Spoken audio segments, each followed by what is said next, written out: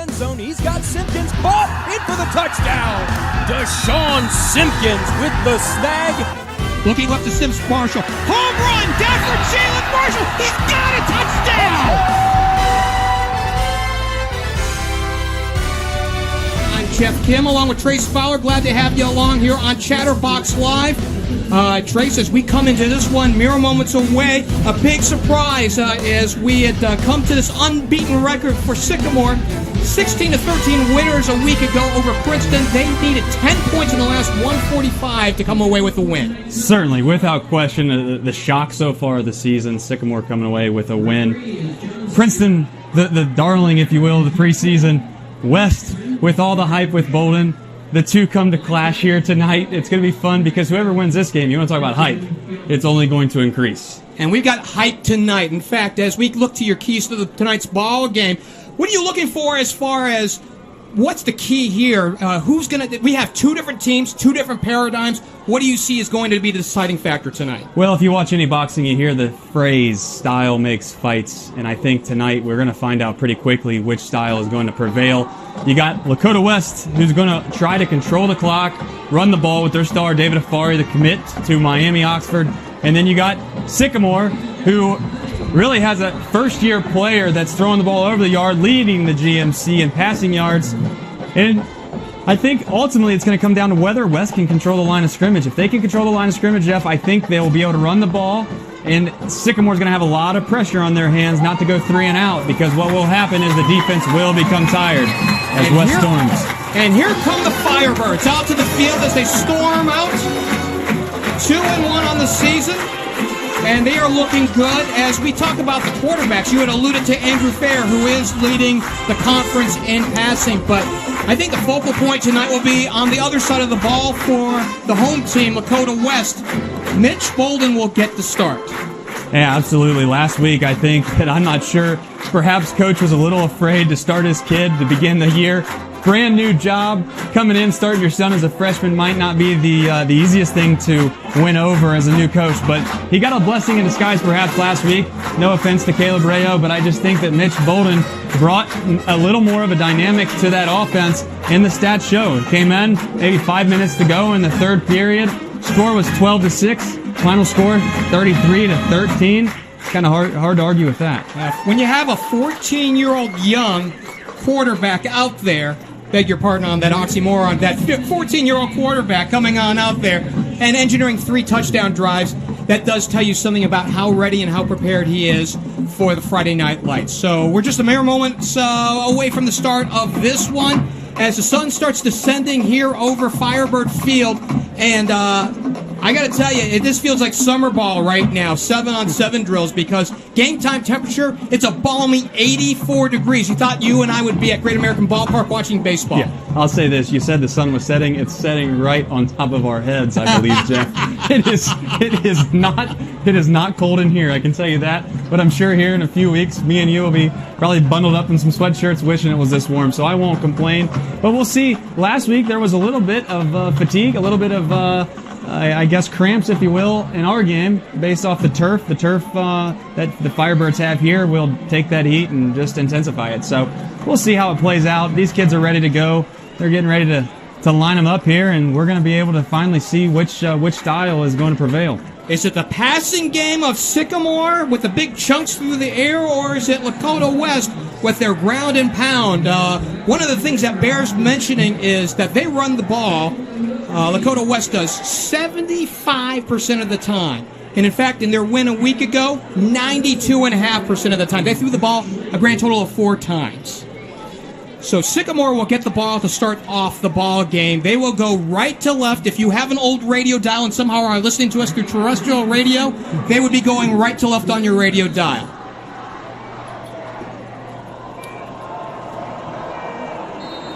The deep man is Truman Mason. Beg your pardon. Actually, it's number 8, William Engel. And we're underway. It's going to be taken by one of the upmen at the 35-yard line, and we're good to go here. As we attack the sunset, and also as the visiting team, the Sycamore Aviators, or the Avs, if you want to call them. Help me out here. Aves, baby, the Aves. Aves. Okay, the thank Aves, you. for sure. I will say this. It was interesting right there. I don't know if you had seen it, but a little squib kick by the Firebirds to start that off in really good field position here for Sycamore to start this drive. So Sycamore to start things off, 1st and 10. It's a shotgun look for the quarterback. He gets it. He gives it end around. Coming on the fly sweep to the left. Nowhere to go, and well played by the home team. Interesting. We talked about this before. They're going to throw the ball around the yard. Decided to start the game off with a run. Perhaps we're baseball guys pitching backwards a little bit, right? You're trying to set up the pass by running, if you will. We did mention the quarterback is Andrew Fehr. 44 completions, 64 attempts, 579 yards, 5 touchdowns, 1 interception. His quarterback rating a robust 167.4. 2nd down and 10.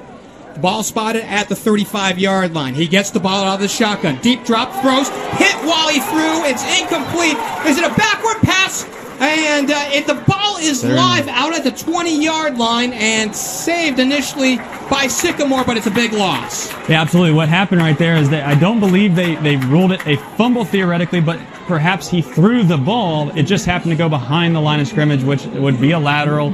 Ball was live, and it's going to be a huge loss for Sycamore, and a busted assignment right there, Jeff, because they had a guy unprotected or unblocked coming right off the edge. I'm not sure if the running back just didn't see him, but he had a free run to Fehr. Beg your pardon, it is indeed a fumble, so it's a turnover, and it goes to Lakota West. So we'll see how they do here. They got a hold of it. We got it straight. Okay, so it's 3rd and forever, 3rd and 25. Fehr calls for the ball, deep drop with time, steps up in the pocket, rolls right on the move to the 20, to the 25, and falls forward down to the 29. It's 3 and out.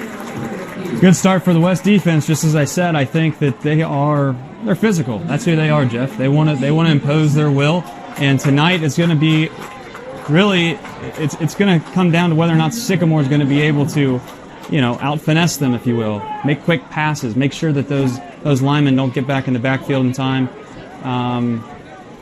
What do we have? Andrew Fehr also doubles as the punter, and he's averaging 37.5 yards per kick. He squibs it over to the right side, and it rolls past the deep safety. He picks it up at the 24, and it is pulled back down to the 20-yard line. I'll tell you what, that fooled me, because it almost looked, for the folks that aren't watching, which if you're listening, you're not watching, he's about 6 yards back, Jeff. It looked like he was in a shotgun, getting ready to play it out on 4th down and go for it. But I guess that's their style, and he got a good kick off the turf. One thing that is a little unique on turf versus the the natural grass is you get much bigger kicks. So 9:59 left to go here in this opening quarter. We're scoreless here at Lakota West. Mitch Bolden taking snaps. He claps for the ball. He fakes the give. Now we'll keep off left tackle. Out down to the 20-yard line, and it's a fumble. He's saying he's down. They're going to say that he was down. No. Wait a minute. The ref is pointing at the ground, but it looks as if Sycamore is going to obtain the ball, Jeff. We are changing possession. 1 play and out on a fumble by Bolden after a gain of a couple. So with 9:51 left to go here in this opening quarter, already twice in exchange. And great field position now for the visiting Aviators. Absolutely. One that Bolden obviously is going to probably get a little bit of an earful for. Had a good game, 4 or 5 yards, and sometimes you just got to learn to go down. You can't get every single yard. Kind of was fighting for extra yardage and lost it. So call the ball at the 30-yard line for Sycamore.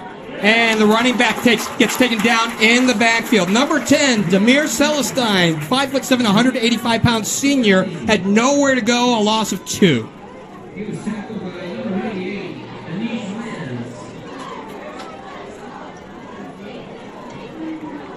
Second and 12, 9:29 and counting here in this opening quarter.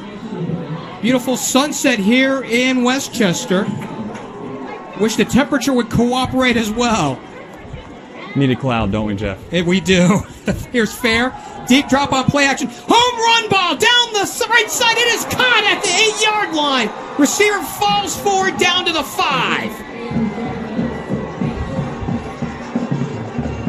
So in 2nd and 12, we're going to call it a pickup of 24. Dan Menifee, the 6-foot senior, coming with a big play, Jeff. Fehr quickly. Now they're going to stop play and a flag on the field. I don't know if either team was set. Didn't really get a chance to see.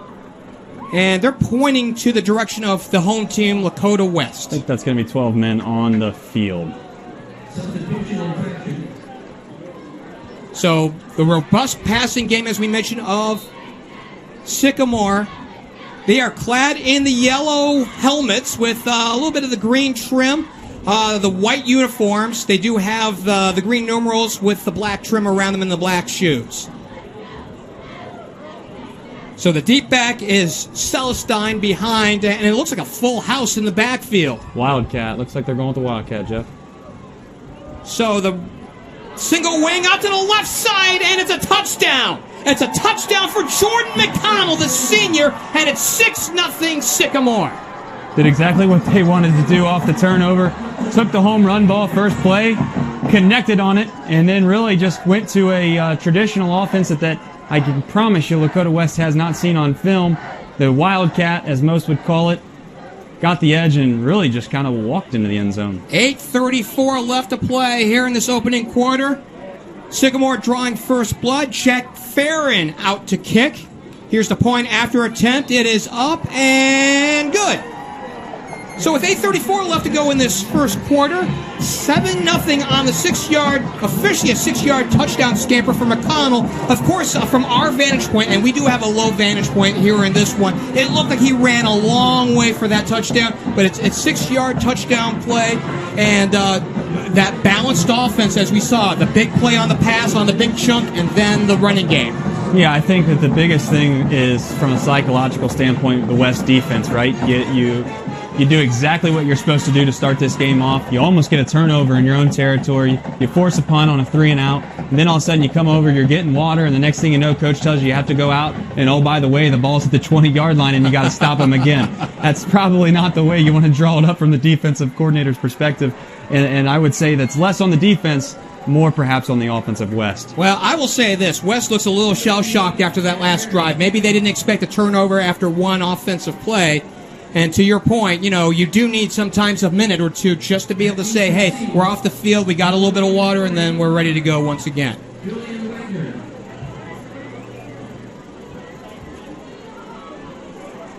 Josh Lane to kick things away for, beg your pardon, 88. Beg your pardon. Jack Farron out to kick from his own 40. Lakota West going left to right on the kickoff.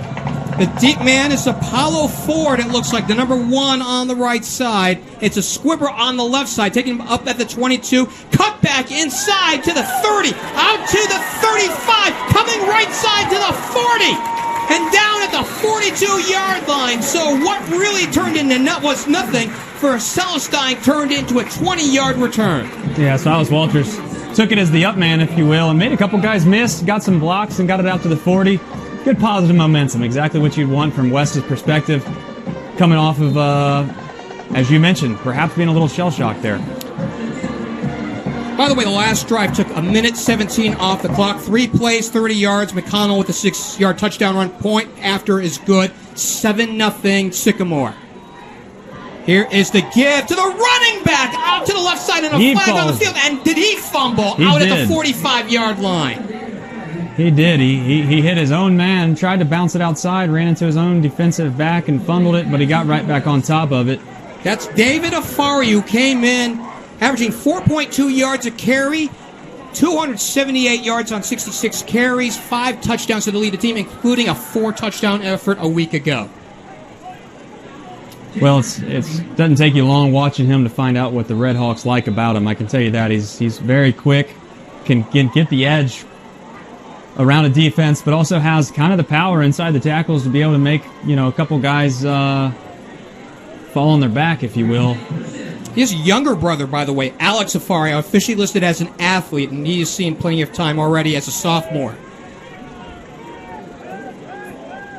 Bolden calling for the ball, and the give up the middle for minimal yards. A couple there for Afari, and it's nice to see Lakota West and excuse the potential of snark there, not to fumble on a running play. Yes. Isn't that the truth, Jeff? Quite the humor, and I love it because it seems as if every play they have fumbled. So the ball is spotted at the 32-yard line. 2nd and 19. The last thing you want to do, Jeff, is get behind the chains in this type of offense. Bolden calling for it in the gun. He holds onto it, now pitches right.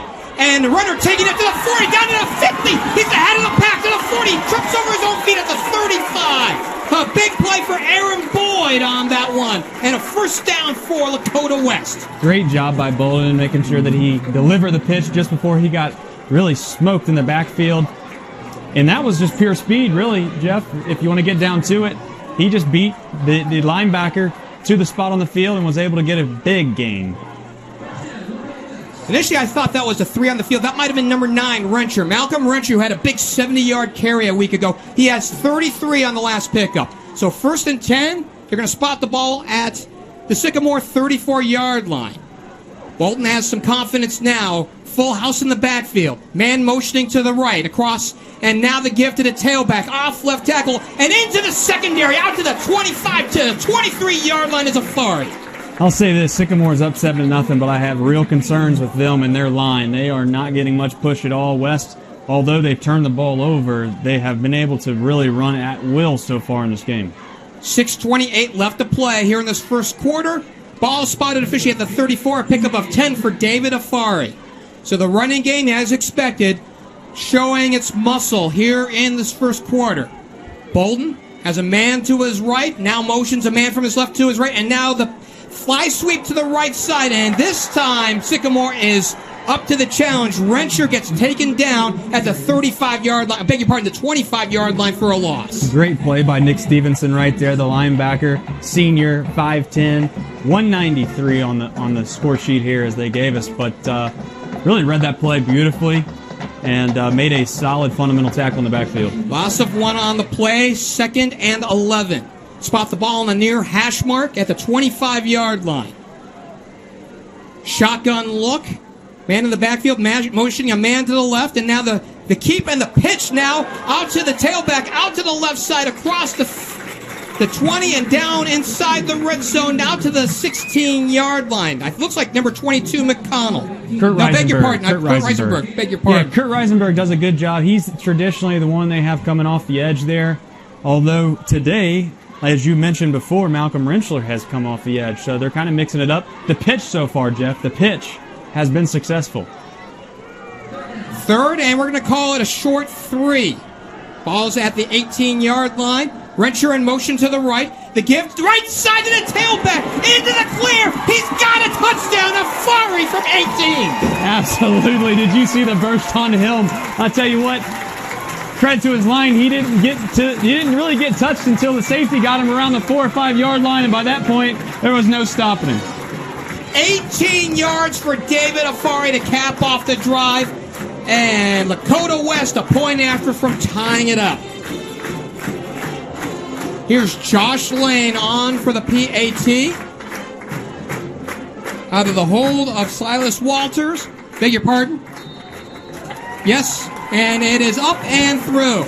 We are tied with 4:54 left to play here in this opening quarter, and we're already entertained. A couple of exchanges already on fumbles. It doesn't matter. We've got a 7-7 score. Yeah, as sloppy as it was to start, it turned into 2 really good possessions for both squads. And as I mentioned, Jeff, about halfway through that drive, if you will, of West, you could see the dominance of the line, and that was my concern coming into this game for Sycamore. That being said, Sycamore's already hit on a deep pass. They've already proven that perhaps they can take advantage of the secondary. I'll tell you what, we might lose our voices if this continues all game long. And I'm more concerned about that sun right now. To give you a little bit of a picture, it does look a little bit of a Rose Bowl-esque out there. It does have that feel, and if for those of you who don't watch the Rose Bowl when Ohio State's lucky enough to go out there and play in Pasadena, it does have that low-setting sun, for the lack of a better term, over the mountain range. There are buildings here in Westchester that kind of mimic the feel of those mountains out in California. Yes, certainly. It almost looks as if they are mountains, although it's a building. It's kind of amazing, to be quite frank. I wonder if they drew that up. There's the turf monster, as I mentioned. Right, and it goes into the end zone touchback. Yeah. Beg your pardon, Trace. Go ahead. I was going to say that this turf, for those that maybe have never seen a game on turf with football, the ball really think of the old thing that you got out of the quarter machine, the bouncy ball. You bounce it once, and next thing you know, it's next bounce. It's got so much spin on it, it kicks the other way. That's similar to what happens here on the artificial turf. Last drive, by the way, 70 yards on 7 plays. The big play. The big 32-yarder for Rencher, about 18 yards for David Afari to clinch it. 3.5 minutes off the clock. 4:54 left to play in this opening quarter. We're tied at 7. Glad to have you along on Chatterbox Live. Along with Trace Fowler, I'm Jeff Kim. A good old-fashioned good one here in the GMC Week 4. Here comes Sycamore once more. Fehr in the shotgun. Drops. Has time. Home run ball down the middle of the field. It is picked off at the 50. Truman Mason. And on one play, that kills a drive. Certainly. Sometimes I think you might fall in love a little too much with the deep ball. That's what happened there. Kind of like we've talked about last week, although you weren't there, Jeff. It seems high school quarterbacks sometimes do this whole one read, throw it no matter what type situation. That's kind of what it seemed like there. But here we go again. Just as I mentioned, it was West's defense that had to come right back out. Now it's going to be Sycamore's defense that's going to have to come right back out. Let's see if they respond a little bit better than West. But this is a kind of a tipping point in this half, if you will. It's going to be interesting here to see if they keep continuing to go back to that pitch, Jeff. The big hog guys up in the middle, they looked a little slow coming out on the field here just now. So 1st and 10 right at midfield. Here's the quarterback's son. Gets a man motioning to the right, and now he'll keep to the right, across midfield to the 45, breaks the tackle to the 40, inside the 40 for a first down. An 11-yard gain for Mitch Bolden. And I'm glad they've gotten him. They got him kind of a designed run there. Get him back in there, let him get hit again. Last time he got hit with the ball, he fumbled. Want to get his confidence back, and I like that to start this drive. He's getting the call from the sideline.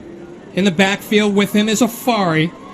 Kurt Riesenberg, who's already gotten a carry in this ball game. Also in a slot to the right, looks like a receiver to the right, is Jordan Jackson. So they go tight to the right. It almost looks like a wing tee with a modified shotgun formation for Bolden. We'll see if he gets a chance to pass. Riesenberg motions across the formation to the left, and now the give to the tailback. Afari back to the right side, breaks into the secondary to the 30, 25, 20, down the sideline, inside the 15, out at the 12. 27 on the pickup. It's a great run by Afari right there. Made a man miss. Good blocking outside as well. The receiver there, I don't believe, Coach Bolden looks like he's not too pleased. I'm not sure what exactly he could be upset with during that play. But traditional blocking on the outside by Jordan Jackson did a great job. The wide receiver, junior, 6 foot. Well, it's because we have a holding call, and they're going to bring this back. Yeah, it's tough. Now we understand. That makes sense, because I was going to say, from our vantage point, I know you mentioned earlier in the broadcast, we're so low, it's tough to see kind of over the home team here, if you will. Any flag on near our sidelines going to be tough to see all night.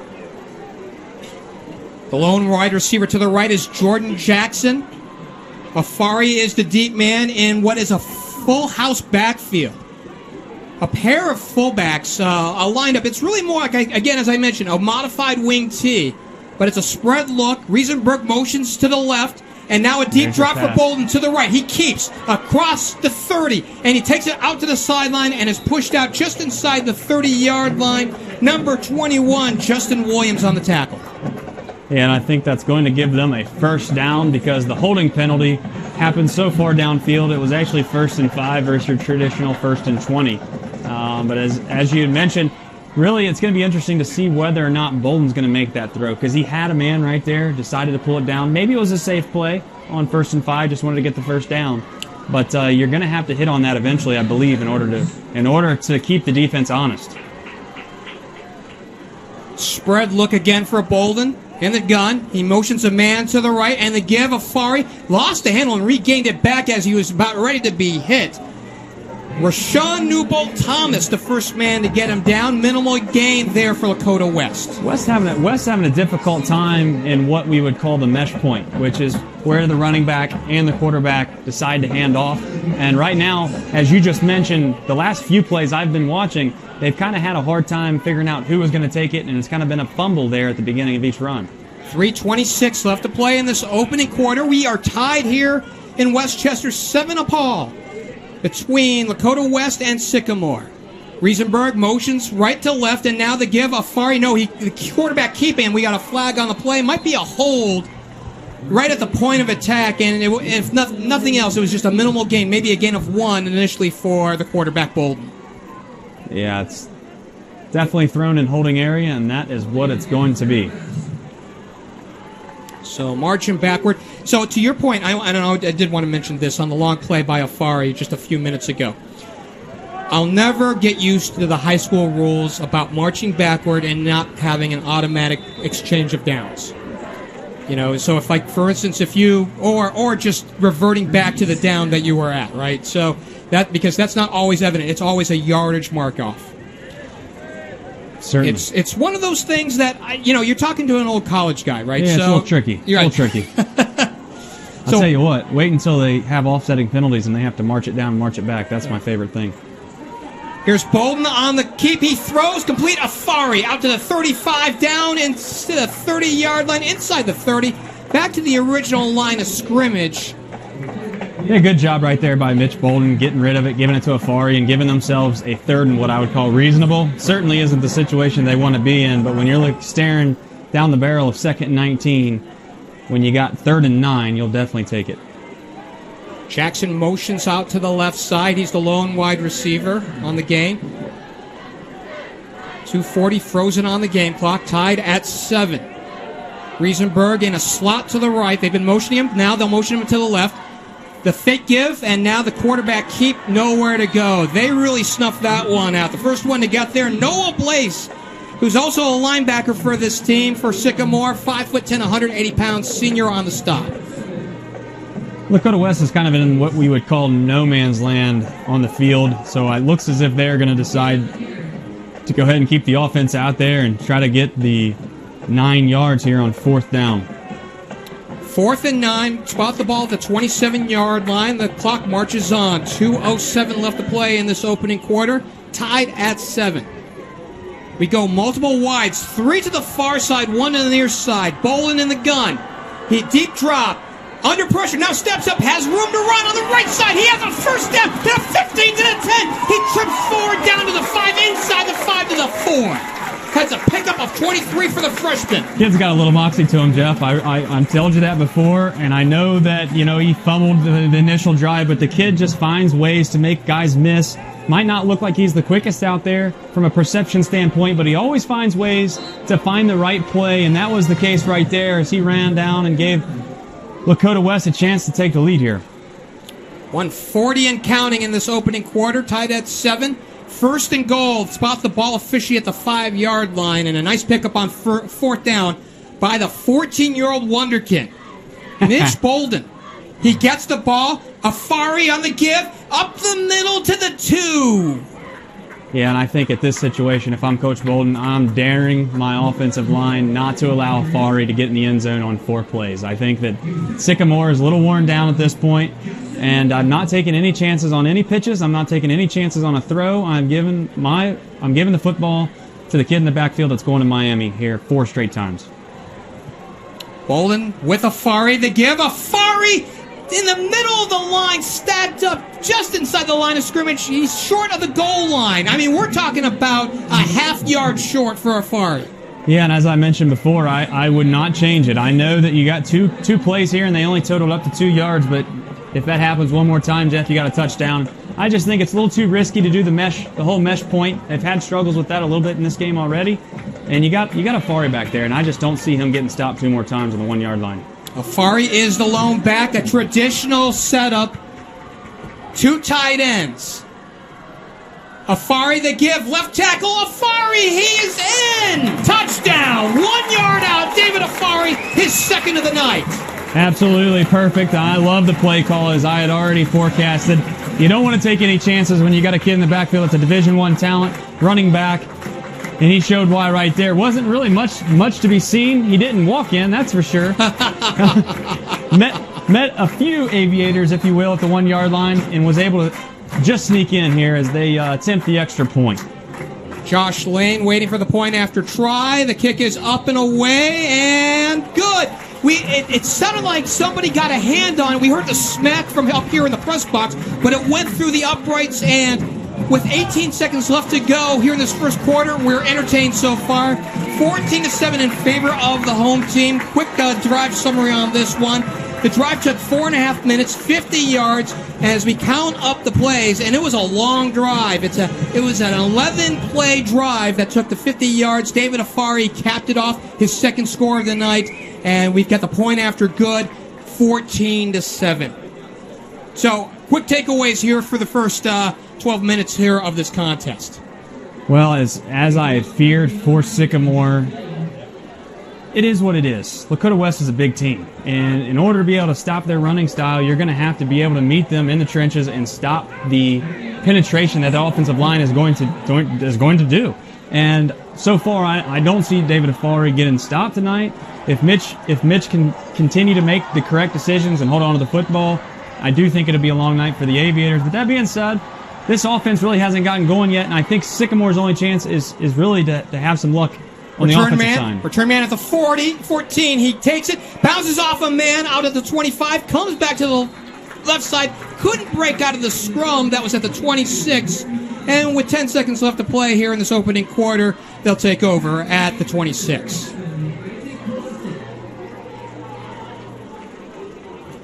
An entertaining first quarter to be sure here in Westchester, 14-7. And we did call this the marquee matchup in the GMC this week. I think they must have listened to us because we've not been disappointed. Yeah, I hope this game continues in the same path it's been on so far. You, unfortunately, Jeff, haven't had the chance to call a great game. I, on the other hand, have gotten to call a few.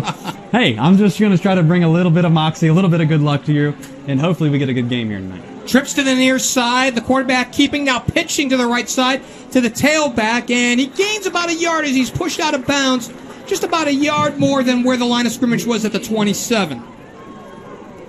Yeah, and this is one of those things when you don't get to see teams play, you're not real sure exactly what it is. You see that they have the leading passer in the GMC, and so far tonight, they've really tried to establish the run, and I know most coaches will say they want to run the ball, but at the end of the day, they might try to take one last hurrah at this before the quarter's out. Officially no gain for William Engel. Deep drop for the quarterback, Fehr. Looking left. 9 route down the sideline. It is caught, but out of bounds. A beauty of a catch by McConnel at midfield as time expires here in this first quarter. And we have a whistle, but no flag, so I believe that's just an exchange of field now. So, after one period of play here in Westchester, entertaining game for sure. It's Lakota West 14, and it's the Aviators of Sycamore 7. This is the game of the week on Chatterbox Live.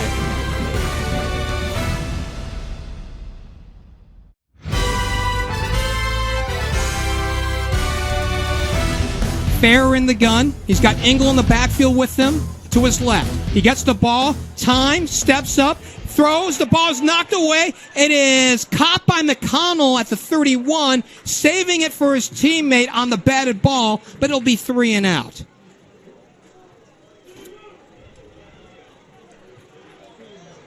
So a 3 and out problem there for the Sycamores, and now we're starting to see Lakota West impose their will. As you heard Trace had mentioned back in the first quarter, they really started to impose their will. I think the last drive that took 11 plays really showed their gumption.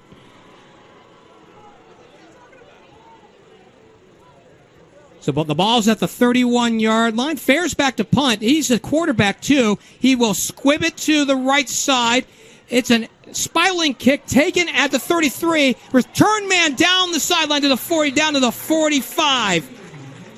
Aaron Boyd with a return of 12, 5'8", 150-pound senior. listed as an athlete, and great field position for the home team coming on up with 11:07 left to go here in this opening half, 14-7.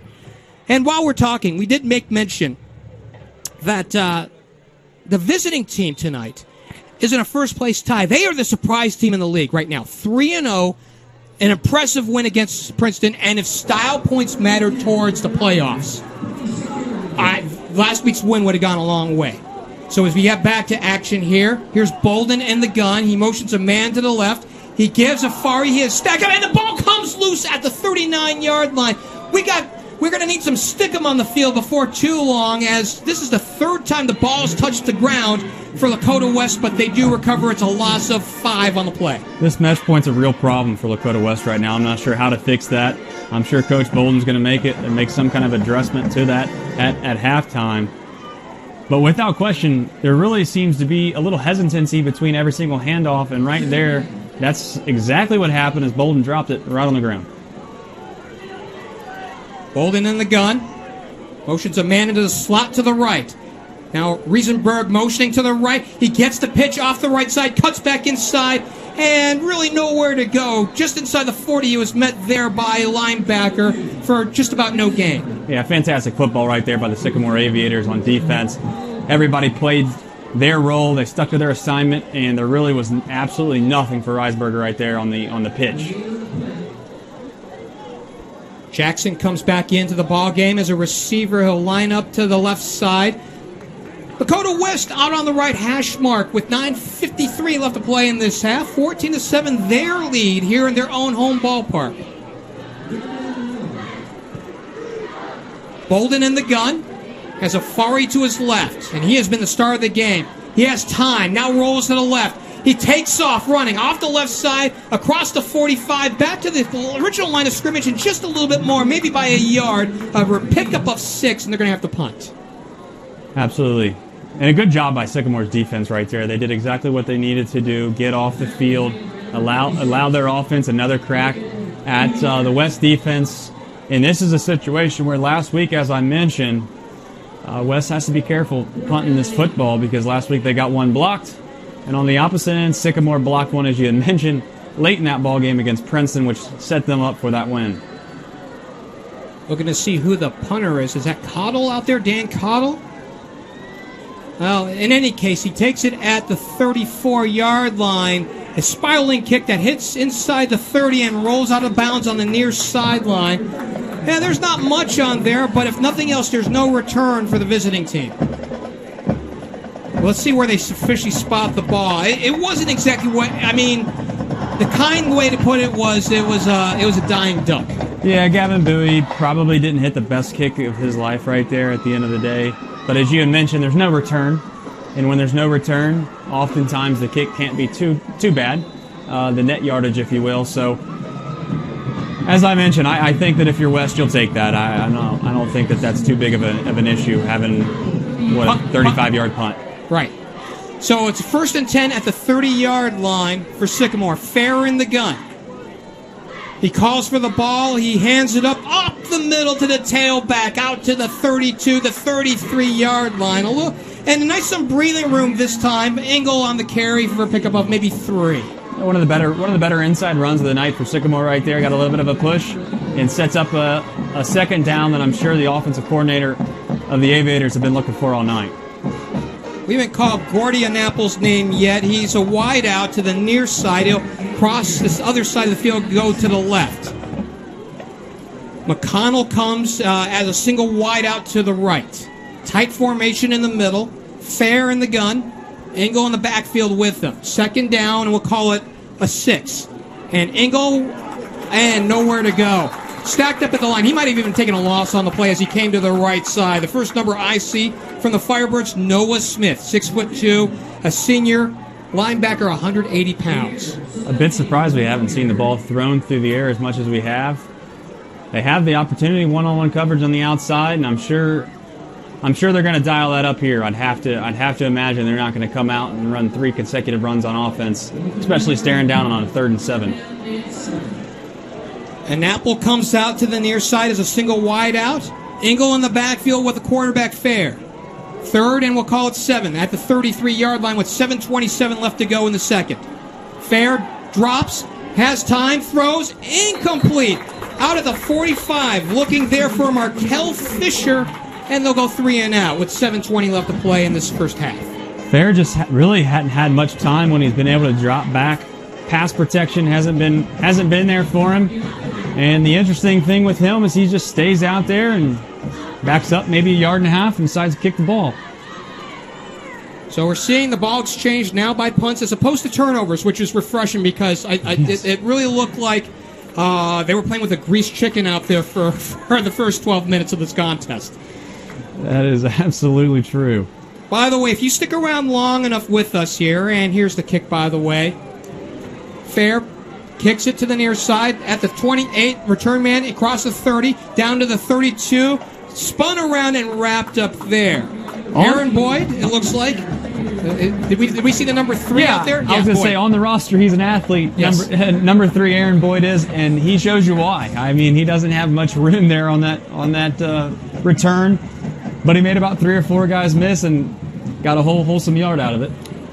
And with 7:08 left to go here in this first half. By the way, you're going to hear between Trace and myself, I'm sure, a heavy use of what you're going to have to look up in a thesaurus for here in this ball game. So we do promise to educate you to a certain extent. Bolden hands Afari right side, spreads it out, and now into the secondary to the 40, out to the 43, and out of bounds just past the 43. A first down run on first down for David Afari. I'll tell you what, you can tell him to look this up, kids. Afari looks like he's playing a little Atari out there, if you know what I'm saying. Yes. That is absolutely playing video games. It looks like a man amongst boys out there right now, the way he's running the ball. I tell you that. You'll have to remind me who the human joystick was in the NFL. You have to remember that one. Devin Hester. Devin Hester. I think, right? Yes. Long-time cornerback of the Chicago Bears. The give Afari, this time going out and running to the left and sweeping out to the 50, a pickup of 6 on that play. I don't want to wear the stripes up here, Jeff, but number 21 of the Sycamore Aviators, Justin Williams, has to be upset. I don't think I've seen a hold that clear, perhaps in my life, on the outside edge there. No offense to West, but that was a hold and they caught a break. 2nd and 4, second and very manageable. And this is a nice situation given the last couple of drives here for Lakota West. 6:41 frozen on the clock. I think we had a reset. Now, one of the things while we have a stoppage in play, Trace, is given the hot and humid temperatures tonight, I'm fully expecting injuries to catch up in terms of exhaustion and muscle cramps. Luckily, we haven't seen any of that tonight, so it's 6:30 now and counting. They've restarted the clock. Bolden in the gun. Looking to call for the ball. He gets it, fakes the give. Deep drop. Home run ball down the sideline. Afari down to the 10. To the 5 is he in. He's in. Touchdown. I told you last week that kid can make throws if you just allow him to.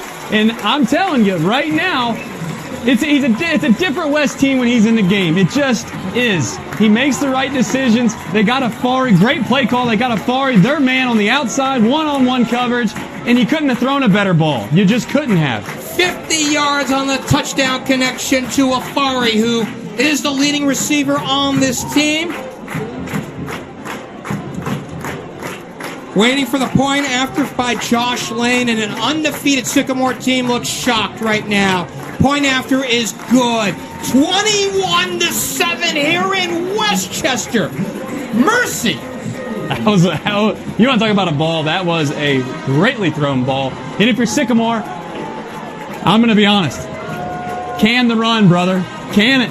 You got to start throwing the ball. You lead the league in throwing the ball. You got to start using what's made you undefeated. I understand that perhaps you got to set up the run in order to be able to utilize some of the passing routes that you want. But that being said, when they have dropped back to pass, I will give them this. They're going to have to block better.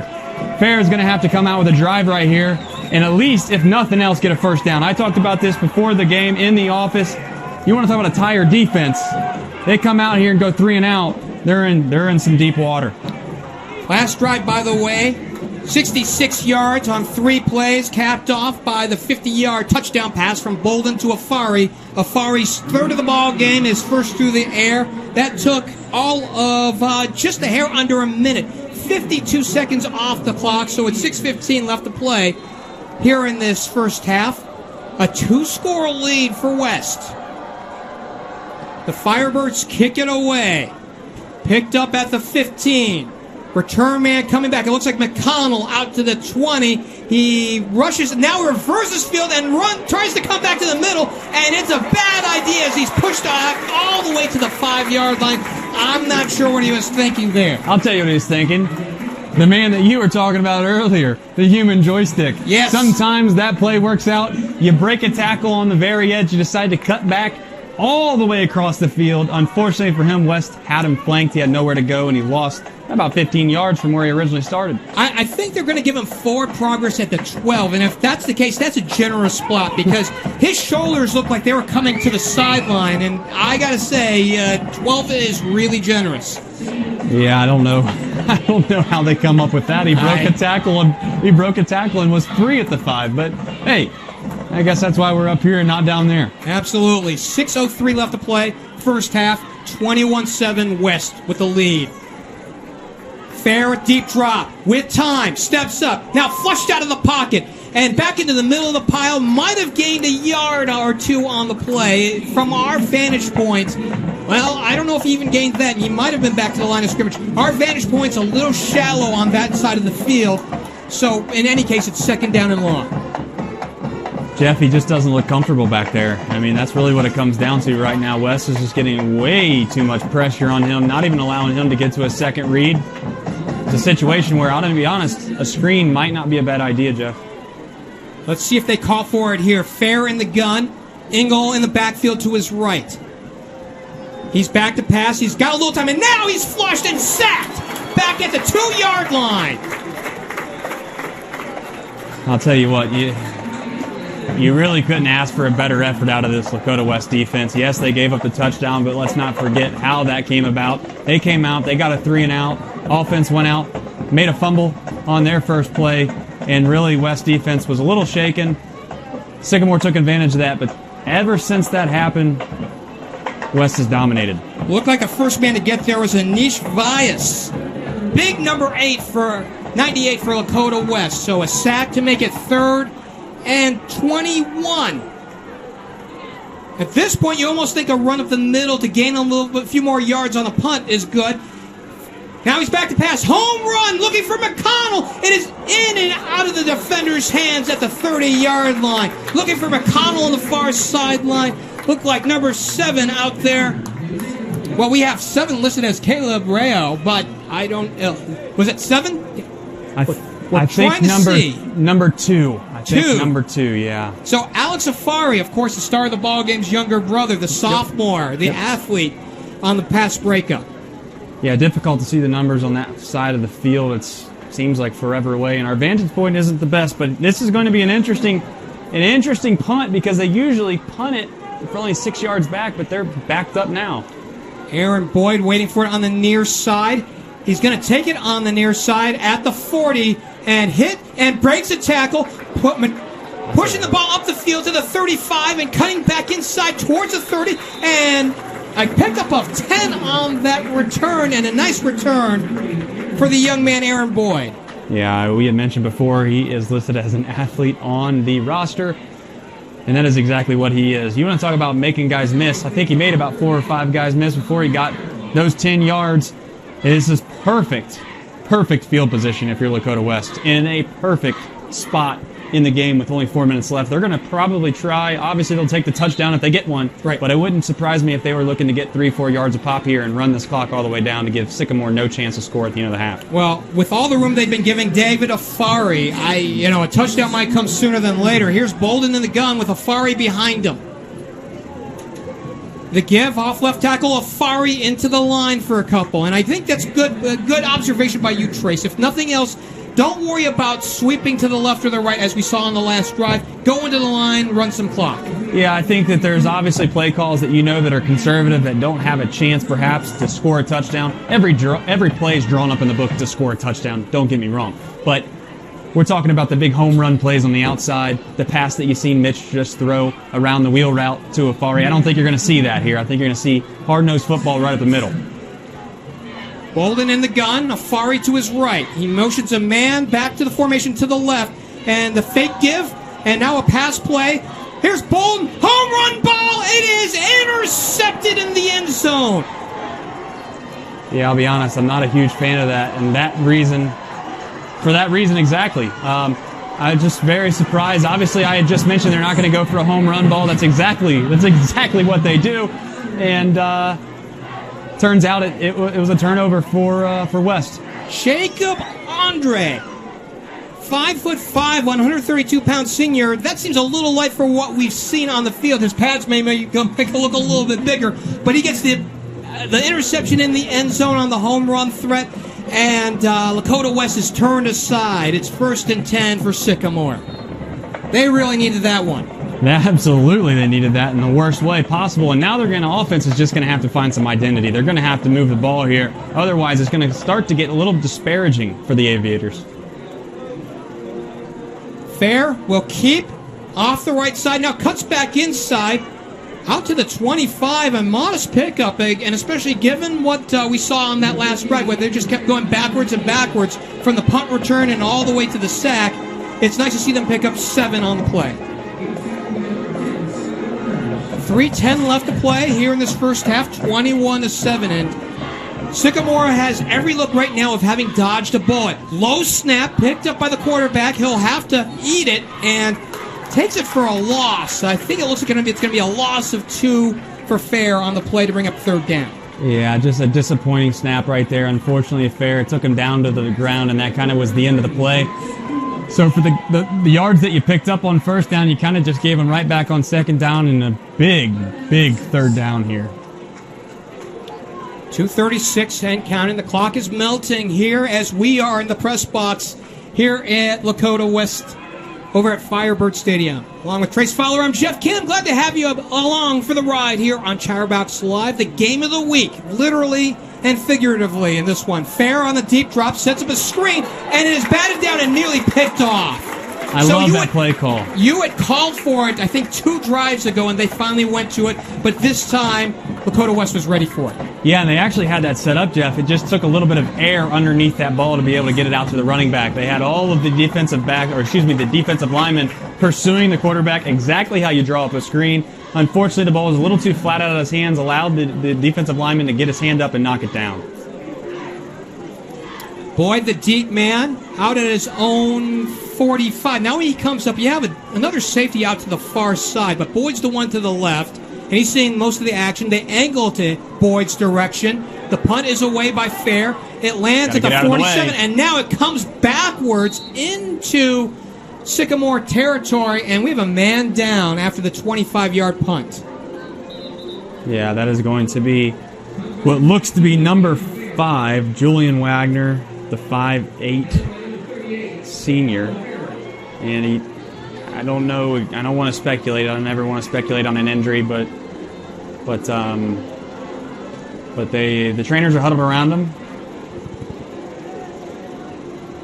And it's the last thing you want to see in a great football game is a kid going down. Well, we had a kind of a vantage point because Boyd was in that general area, so it almost looked like the turf monster had gotten him because we didn't see obvious hard contact with a player who fell to the ground. It's always scary when you have a non-contact injury. You know, I don't want to forecast anything major by any means, but I really hope it's some kind of maybe a minor sprained ankle, perhaps, or something along those lines. But we'll find out. As I said, we don't want to speculate.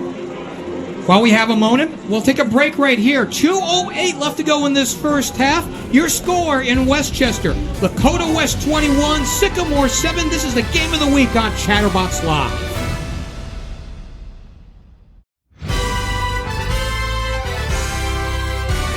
And back to action. The give to the tailback coming around. Rencher for big yards out to the right side across the 45 and down for a 9-yard pickup to bring up 2nd and short.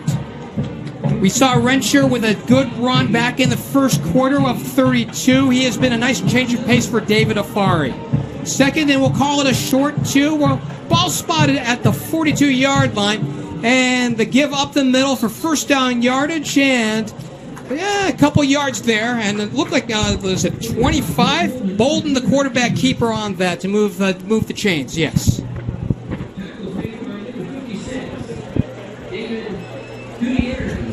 David Gutierrez on the stop, but nonetheless, it's a pickup of 3 when they needed 2. First and 10 at the 39-yard line for Bolden and company.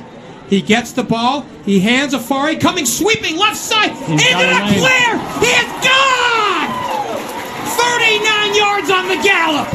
Yeah, and that hole was the size of West Texas, Jeff. I'm pretty sure that perhaps me and you might have been able to get at least 5 yards on there. 4th touchdown of the night, his 3rd rushing touchdown. This one from 39 yards out, 27-7 in favor of West. Mercy. Well, I can tell you they're saying mercy about 5 boxes down as the Aviators are looking to find some kind of answer. Unreal. He came off that left side, and that hole, as you had mentioned, Trace, just opened wide. It was like the Red Sea party. That's how big that hole was. The point after is good. That drive, 3 plays, 50 yards. The capper, 39 yards by Afari. His 4th score of the game, his 3rd on the ground. That took, all of 51 seconds off the clock. Point after is good. 28-7 in favor of the home team. And right now, Sycamore had come in unbeaten. Right now, we're seeing a lot of hands on hips and heads down here as we close in on halftime. I'm shocked. I'll be honest, I'm shocked. I didn't expect it to go like this, and there's a lot of time left. Let's not forget how quickly Sycamore can score. But at the end of the day,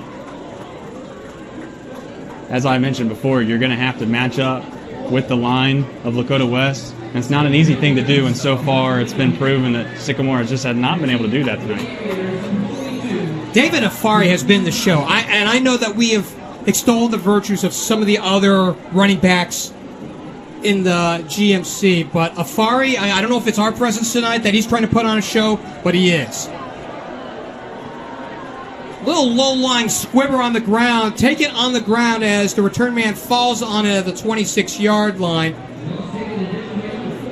by one of the upmen, Nick Stevenson, a linebacker by trade, but nonetheless will be 1st and 10 at the 26 for Sycamore. And they're going to try to get some points on the board with 77 seconds left to go in this first half just to get some momentum going, because right now in this second quarter it's been all West. Yeah, and I think that if you're the Aves, you can't pack it in right here. You have to take your chances. You have to try to get some points on the board heading into halftime. Because if I'm not mistaken, and you can correct me if I'm wrong, Jeff, but the Aviators are going to kick the ball off, start the second half. I think you're right. So, with that being said, it's so important to get a closing score. Deep drop from the quarterback, Fehr. With time, he throws. It is complete to McConnel. Out to the 30, to the 35, rushing to the sideline and wisely stepping out of bounds just outside the 35-yard line for a nice gain. Yeah, I think that's the answer. A la Tom Brady style, if you will. Get the ball out quick. Don't let those linebackers in the alignment of West to get the penetration that they've been getting all night. Make them so quick out there that your offensive line doesn't have to block for 9 seconds. And we'll see if Sycamore goes back to those types of routes. Officially a pickup of 7. As we have a timeout charged to Lakota West, they want to discuss how they're going to go about things here in the last 67 seconds of this first half. As we had mentioned, I guess we'll hold on to things right here. Coming into this contest, Sycamore and Fairfield had been the lone undefeated teams in conference after 3 weeks. The way things have gone, and it's still early, right? I mean, I've seen great comebacks, and we can talk about that towards halftime as well, but it's too early to say that this one is secured by West, but right now they're looking for the knockout punch probably somewhere late in the third quarter at this point. Yeah, I think that right now, if you're Coach Bolden, you're telling your defense one last stand right here. Let's not let them get any kind of confidence going into halftime. And you're going to tell your offense coming out of halftime, let's deliver the dagger and score one more time, just because West's offense is set up to kill clock. Right. And really when you're playing a team that's already been dominant offensive line, it makes it very, very difficult to see some kind of comeback unless things change, which they can. 2nd and 3. The ball spotted on the far hash mark at the 34-yard line. Fehr in the gun with Engel to his right. He looks right. He throws over the middle. McConnel, I think we saw a 2 on there. It's up the middle and a little scrum after the play, but really close to the first down. I don't know if they'll move the chain. Actually, I think we see the linesman on the near side spot the ball at the 40. It is a first down. Yeah, they got the first down. They stopped the clock shortly, but now at this point, you're going to have to keep an eye on the clock if you're Sycamore. You're going to have to spread out that offense. I mean, the 9 route hasn't been the thing. McConnell in motion, deep drop for Fehr with time, rolls right, throws right, complete to the right, out of the 40. Receiver knocked down at about the 41-yard line. Markel Fisher with the reception. And I understand the concept right now by Sycamore, but you're sitting on 3 timeouts, and you have to score. I mean, you just have to score, and I think that they are going to take that timeout. Yeah, and, the head coach there, Scott Datillo, listening to you here from where we are apparently, and a timeout charge to the Sycamore Aviators. It's their first.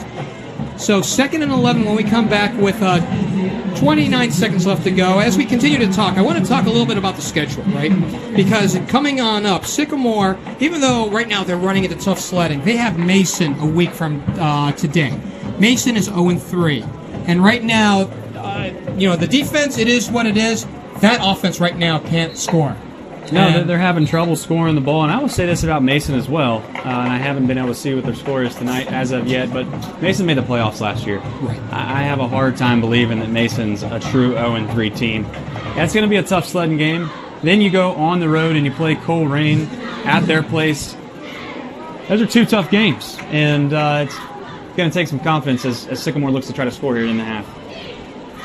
Here's Fehr rolling left, deep drop, home run to the far sideline, intended for McConnell. It is nearly picked off out at the 50-yard line. Some great defense by the defensive back. Well, actually, Noah Smith out of his linebacker spot on the pass breakup.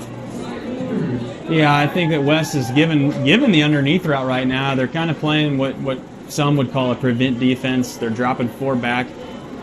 If I'm Sycamore, I know a field goal might not sound as appetizing as a touchdown, but I just don't see the way that West is playing from a defensive standpoint. You having a high chance of getting a touchdown. I'd like to see them maybe take some under routes here and get 15 yards a pop, perhaps try to get a field goal to end the half. Pair of wides to the far side, Anapple, the lone receiver to the left. Fehr in the gun, gets the ball, steps up in the pocket, and he is brought down for a sack at the 34-yard line. Big play right there by number 11, Garen Carter, the defensive lineman, 6'2", senior. And it is what it is, Jeff. I mean, we could sit here and talk ad nauseum all night long, but if you can't block the guys up front and allow your quarterback to even get a small chance to make a throw, it's not going to work out in your favor. We have another timeout on the field with 14 seconds left.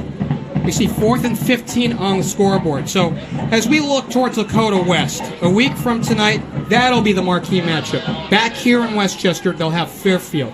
And if Fairfield goes undefeated, you'll have a one-loss team again who right now is in the process of knocking out an undefeated team and into the ranks of a loss. They may try to do the same with Fairfield a week from tonight. Absolutely, and the way that they're playing right now, they have to feel good about it. But at the same time, I'll tell you this. Sycamore Aviators are not the Fairfield Indians.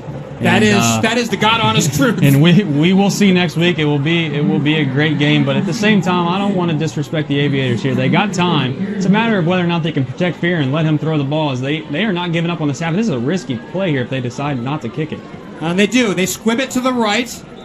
And it is out of bounds right around the 40-yard line. Let's see where they mark it backwards towards. They're going to be right at the... So the initial look was at the 40, and they're going to put it right around the 45-yard line. That is a punt of about 21, 22 yards with 9 seconds left to play. You take a knee here, or do you go for the jugular? I'll tell you what. I know that this might sound a little oxymoronic from what I said earlier, but I'm going for the jugular, to be quite frank. I am going to run one of those routes that I think might get me man-to-man coverage with one of my athletes on the outside and just tell Mitch to throw it up and see if we can't bring it down. They still have a timeout remaining. The clock does stop on first downs.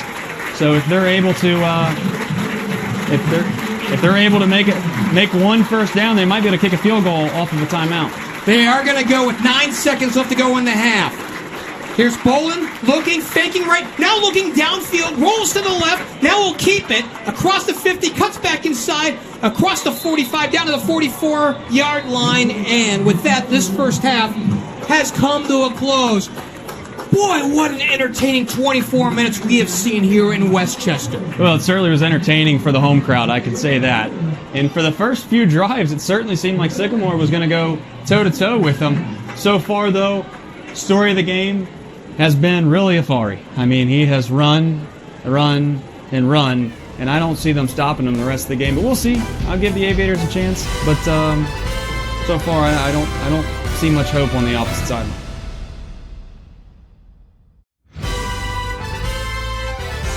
Sycamore gets ready to kick this off. I would say, if you're West, certainly watch for an onside kick here. I mean, that's one of the things that you would talk about momentum plays. That is a big momentum play, and that's one thing you can't allow to have happen out of halftime. Here's the kick away, and it's taken at the 10-yard line. Return man coming up to the middle of the field, to the 20, out to the 25, with a head full steam out to the 30-yard line. A nice return, and a big setup now for Lakota West to open up quarter number 3. And I think more of the same is going to be said for West. They're going to give the ball to Afari and see if the offensive line can continue to create the dominance that they've shown all night long. If you're Sycamore, I'll be honest with you, Jeff, you got to load the box. You have to make Mitch throw the ball over top. Bolden's going to have to make some plays to beat me at this point. I'm going to put maybe nine guys in the box and leave 2 guys outside, and that looks to be what they're doing here early on. Afari set up to the left of the quarterback. Mitch Bolden, who has looked good here in this first half of his first career high school start. He has the ball. He hands it off to Afari, sweeping to the near side. Past the line of scrimmage, out to the 34-yard line. A nice pickup on first down for David Afari. Good crowd tonight as well, Jeff. I gotta admit, West came out in full force. We got here a little early, and They were already here. They beat us to the stadium, doing a little tailgating. You know, and this is the remarkable thing. Now, I've been away from the high school game for a little while as we come up on 2nd and 5. So it's a pickup of 5 for Afari on that first down carry. We'll wait for the next play here as Bolden sets up the play. A couple wides to the near side, one in a slot. The give, Afari off right tackle, dancing to the 40, into the secondary, the 45, and down to the 48-yard line. A first down, a gain of 13 for David Afari. Afari picking up right where he left off in the first half. He had 12 rushes for 109 yards in that first half. As we mentioned, the Bob, the SID here, is just continuing to drop us some knowledge as we continue on in this game. Well, we are very appreciative of the quickie stats. So 2 carries for Afari here in the second half. 1st and 10. The give again off right tackle, Afari to midfield and down to the 45-yard line. So a nice 5-yard pickup there again. So right now they're imposing their will, and he ran right behind big number 72, Ed Bolden. If that name sounds familiar there. But Ed's, believe it or not a relation of the head coach, but I believe one of the assistant coaches and the brother of the head coach. It's every time that the home team, Lakota West, takes the field, it's a family reunion. It seems that way.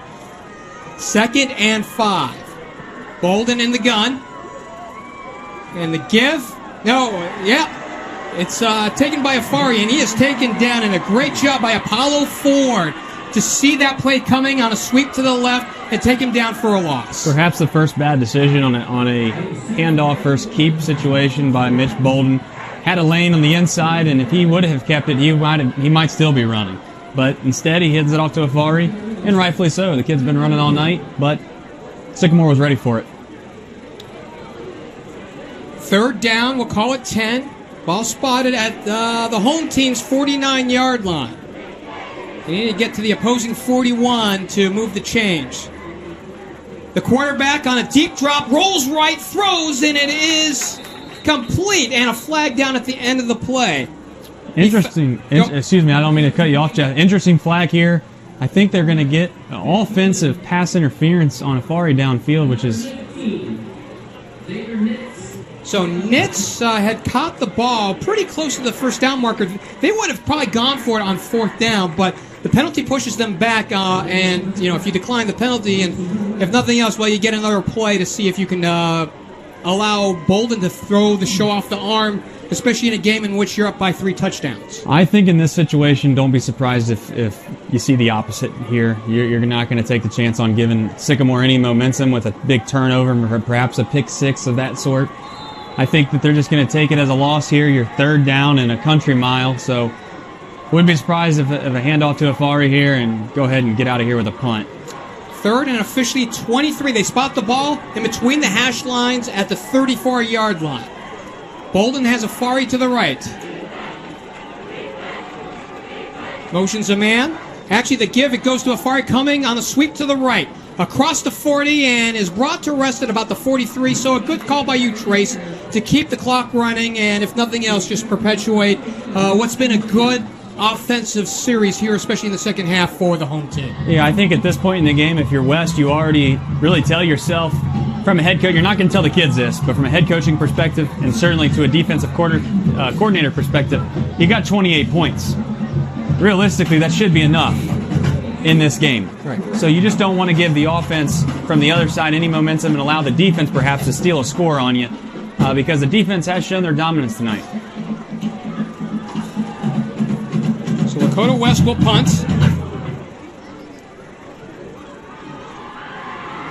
Punt is away, end over end. A wobbling punt that moves all the way, takes a very favorable West bounce at the 25 and matriculates all the way down the field past the 10 and down at the 5-yard line. Mercy. Yeah, I think more often than not, especially in high school, sometimes you're taught to get away from the football once it hits the ground. But at some point, I'm expecting some of these head coaches or some of the special teams coaches, if you will, at the high school level, for sure, when you get on this turf, when the ball's rolling on the ground like that, you got to at some point start to fall on it, because it's kind of like concrete. It's just going to keep on rolling and rolling and rolling. You'd rather follow it at the 15 instead of back yourself down to 5. Punt officially goes 52 yards, nothing on the return on a very favorable turf bounce. All right, well, we'll see what Andrew Fehr can do with his troops down by 21. He gets it, he hands it off to the inside trap, and it's a gain of a couple on the play. Sycamore's really sticking to that run, and they think that in order for them to come back in this game, their offense is going to have to be predicated on getting that run and get some yardage on those runs to set up reasonable second downs and certainly reasonable third downs. But in order to get back in this game, Jeff, it's not going to be a secret. They're going to have to throw the ball away around the yard. So a gain of 2, or a gain of 3. And the give goes to, on a fly sweep, out to McConnell, out across the 10, and just across the 10, a little short of the first down on that far sideline. I'll scrum out there, but it'll bring up 3rd and short. By the way, I just got handed this as well. So David Afari has 4 touchdowns in the first half. The rushing record, and he had 4 a week ago. He's got 3 tonight. The record for the team, for Lakota West, 6 by a young man named Zelwyn Robinson in 2016 against Oak Hills. So he's got to get a pair here. Is that right? Or you said he had 3? Well, he has 3 on the ground, and he had the big fly. 4. Yeah, so he's got 4 so far. Right. We're talking about all-purpose touchdowns. He's got 4. 6 is the record. We'll keep an eye on it. Well, it's if nothing else, if the score keeps moving, and they're going to call it a first down, by the way, give forward progress up to the 17-yard line to McConnell. Here's Fehr in the gun. Fake on the sweep, and the quarterback keeping for really nothing off the right side. Good job by the front line for Lakota West. Yeah, give West credit. I mean, Sycamore's trying to find different avenues to be able to sneak themselves some yardage on the ground, and just hasn't happened yet tonight. So some lethargy coming out of the locker room at halftime. 28-7 is the score, 6:54 and counting. Nobody scored so far in the opening minutes of this third quarter. Believe it or not. Because we saw quite a spectacle in the first 24 minutes of this contest. Fehr on the hard count, drops back with time, steps up, and a whistle, stopping play. The way the home team is clapping, you think it's against the offense. Certainly False start on the Aviators, pushes them back 5 yards. I'd really like to see them try to get perhaps their speedy running back out in the flat, and that would be number 22, Jordan McConnell. At some point, Jeff, I don't want to beat a dead horse because I still have a quarter and a half to talk. But you got to throw the ball downfield. You're down 3 scores, and the way that West runs the ball, the clock is very quickly going to become an enemy. And it has. So another 5. March off another 5 on the delay of game. So in the interest of shooting the toes off of your feet, we've just seen Sycamore just shoot two of their toes just on successive plays or successive non-plays that have been stopped. Yeah, at this point, what do you do if you're the offensive coordinator? You're back at your 5-yard line. It's 2nd and 20. Really, there's only 2 play calls that I would consider even worthwhile, and that's going to be throwing a little screen pass out here, a little bubble screen, if you will, to 22, or a draw to just get yourself out of the end zone. Speaking of McConnell, he's in a slot to the left. He throws over the middle. It's complete. It's a little screen over the middle, and the receiver taking it down across the 10 to the 15-yard line. Exactly how you should have dialed it up. I think that's a great play call. You need to start to limit the aggressiveness of the defensive line of Lakota West, and you need to scare them just perhaps coming off the ball a little too quick. Dump a couple balls over their head. Make them think about the screen. Give Fehr a little more time because I'm telling you right now, they have some advantages on the outside. They haven't been able to take advantage of that tonight because he just hadn't had the time to do it. KJ Sally on his first reception of the night, 3rd and 9 after the reception. 5:33 on the clock. Sally motions and a slot to the right. Deep drop for Fehr, looking left, throwing left, complete left. McConnell across the 25 has a first down out to the 30 and out of bounds on the sideline. He has moved the chains out of the big hole that Sycamore had dug themselves into. McConnell's a nightmare to match up with. I don't know if, obviously that's not a secret. I know that Lakota West knows that, Sycamore knows that, but at some point you got to let your playmakers, your big-time players get a chance to make those plays, and I think that you need to continue to do that. Pickup of 12. Give to the running back, up to the middle, into the secondary, out to across the 35, down to the 40. I think Celestine again. Sycamore's going to move the pace here, Jeff, very, very quickly as they're going to try to wear down this defensive front of West. Celestine in the backfield with Fehr. We saw a lot of Engel in the first half. Celestine to the right of the quarterback. He gets the give, off left tackle this time, beg your pardon, and this time they're stacked up. Good job by the Lakota West front to recognize there. The first guy I saw on there on defense, number 8, Truman Mason, out of his DB spot. Pickup of 2 on the play. 4:41 and counting left to go in this third quarter. 28-7 in favor of Lakota West. Glad to have you here on the Game of the Week on Chatterbox Live. Fehr on the deep drop out the play action, throws home run ball down the field. It is incomplete out of the 20-yard line. No interference against the double team. And it looked like maybe Afari, I'm not sure. Number 9, was it Rencher? Afari was back there to make a play, and he had a help, looks like, by number 11. Is that right? It's hard to see that. 21. Hunter Anderson was back there to help out Afari. So, nonetheless, he had a chance, didn't he? I mean, yes. He was open. He had a 2 or 3 strides. Really, he had to stop and come back. And if the ball was a little more underthrown, it would have been picked off. Probably it picked off and/or pass interference. Here's Fehr on the deep drop. Steps up. Now runs out of time and is sacked back into the 37-yard line. Big time coverage on the sack as the pocket closed in on him. Garen Carter, you mentioned his name back in the first half, Trace, and I think he gets his second here in the ball game. Yeah, and he's going to get the credit for the sack. But a big part of that was really not just one guy back there, but multiple guys back there, kind of what we would call crash the pocket. Right. And you could really give the whole team a sack on that one. The way that pocket closed, and this is going to tell you my age here, the chomp that it looked like Pac-Man in a video game. That's what it looked like. Here's Fehr on the punt. A spiraling kick to the right sideline. It hits on the field about the 35 and bounces backwards out of bounds out on the far sideline. So with 3:35 left to go here in this third quarter, West will take over up by 3 scores, 28-7. Well, you mentioned Pac-Man. I mentioned Atari. Are you saying we're in the same range? Let's see if we can't figure a way out to sneak one more console perhaps in before this rest of this game's over. Well, I did also grow up on Intellivision, if that means anything to you. So that's how old I am. Yeah, so by the way, if for those of you listening with us throughout this ball game, you can now hear officially that Trace and I are reaching back into our filler material. Yeah, I mean, at this point, we're going to start to get in some scores if West goes down and drives. But Sycamore had a chance there. They had a couple plays that they could have connected on to make this a little more interesting. As crazy as this sounds, it's 28-7. One score makes this somewhat interesting. Bolden has the ball at the 37. The give to the tailback, and Afari has nowhere to go, sweeping to the left. Met have lost a yard. Give credit to Sycamore right now. I tell you right now, that it's 28-7. You could be demoralized. You could give up. You could allow them to run it, continue to run it right down your throat. But the Aviators decided not to do that. They've come out in the second half. They've loaded the box, and they're essentially daring West to throw the ball. It's kind of hard to throw the ball, though, when you're up 28-7. It's really just putting it on your defense and saying, daring the Aviators to try to score more than 28 points. Looks like they line Afari out in a slot to the left. Now he gets it on the fly sweep. Coming on a sweep to the right. Across the 35 and back to the original line of scrimmage.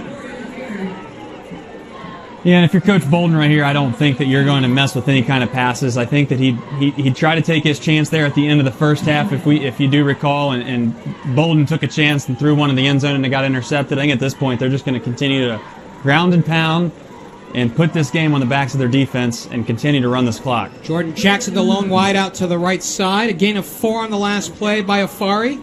2:29 left to go in this third quarter. 28-7 in favor of the Firebirds. Bolden calls for the ball out of the gun. Gets it, bobbles it, now holds onto it, throws deep. Middle is nearly picked up. And caught out at the 45, and the receiver takes it down to the 40, inside the 40-yard line. That is number 22, Kurt Riesenberg. Kurt Riesenberg kind of got a gift right there, if you will. Yes. And I can't believe they're throwing the ball. That's 2 times, and I'm not saying I'm a smart guy, Jeff, by any means, but that's twice I've said I wouldn't really risk throwing the ball. In both times, what arguably should have been intercepted. Ball tips off the defender's hands, happens to go right in Riesenberger's hands. Big first down for West. We're under 2 minutes left to go here in this third quarter. So move the chains, 1st and 10 at the 37-yard line. Riesenberger on the nice reception to keep the drive alive.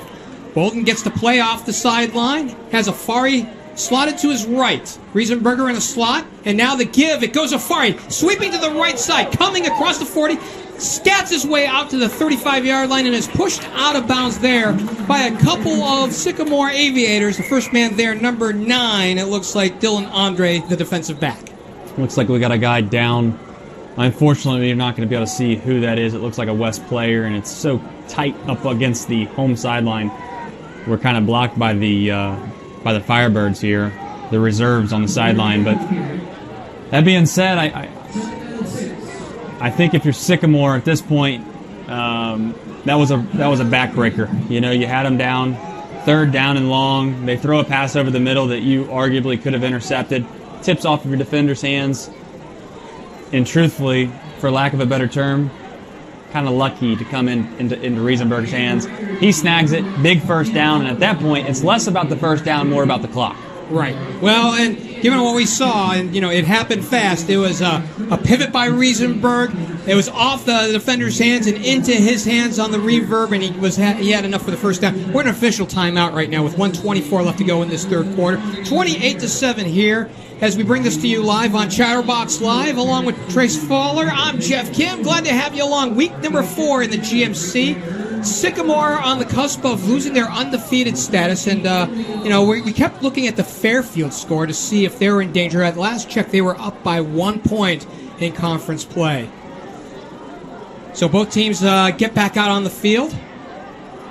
New running back in the ball game, number 23, Aiden Miller for the Firebirds. He's to the right of the quarterback, Bolden, and we have a false start. Simply the easiest call of the night.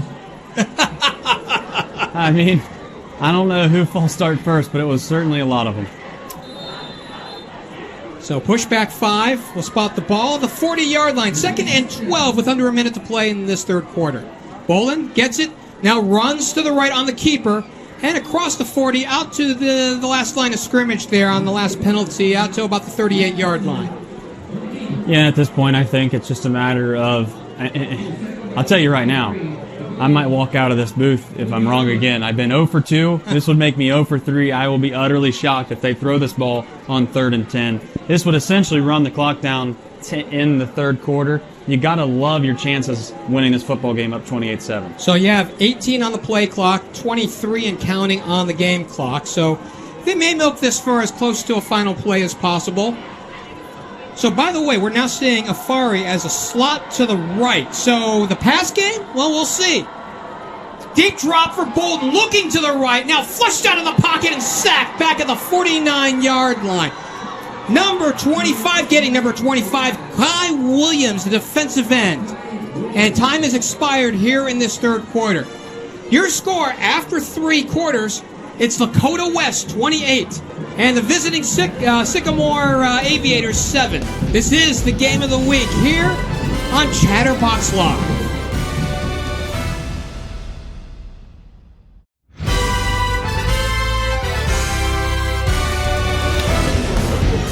One more quarter here in Westchester after a scoreless third, 28-7 in favor of Lakota West, the home team, the once beaten team in this conference matchup. And it bears mentioning, and we had Trace and I had talked through this prior to the contest. Tom Bolden had only suffered 1 conference loss in his entire career as a head coach at Coleraine.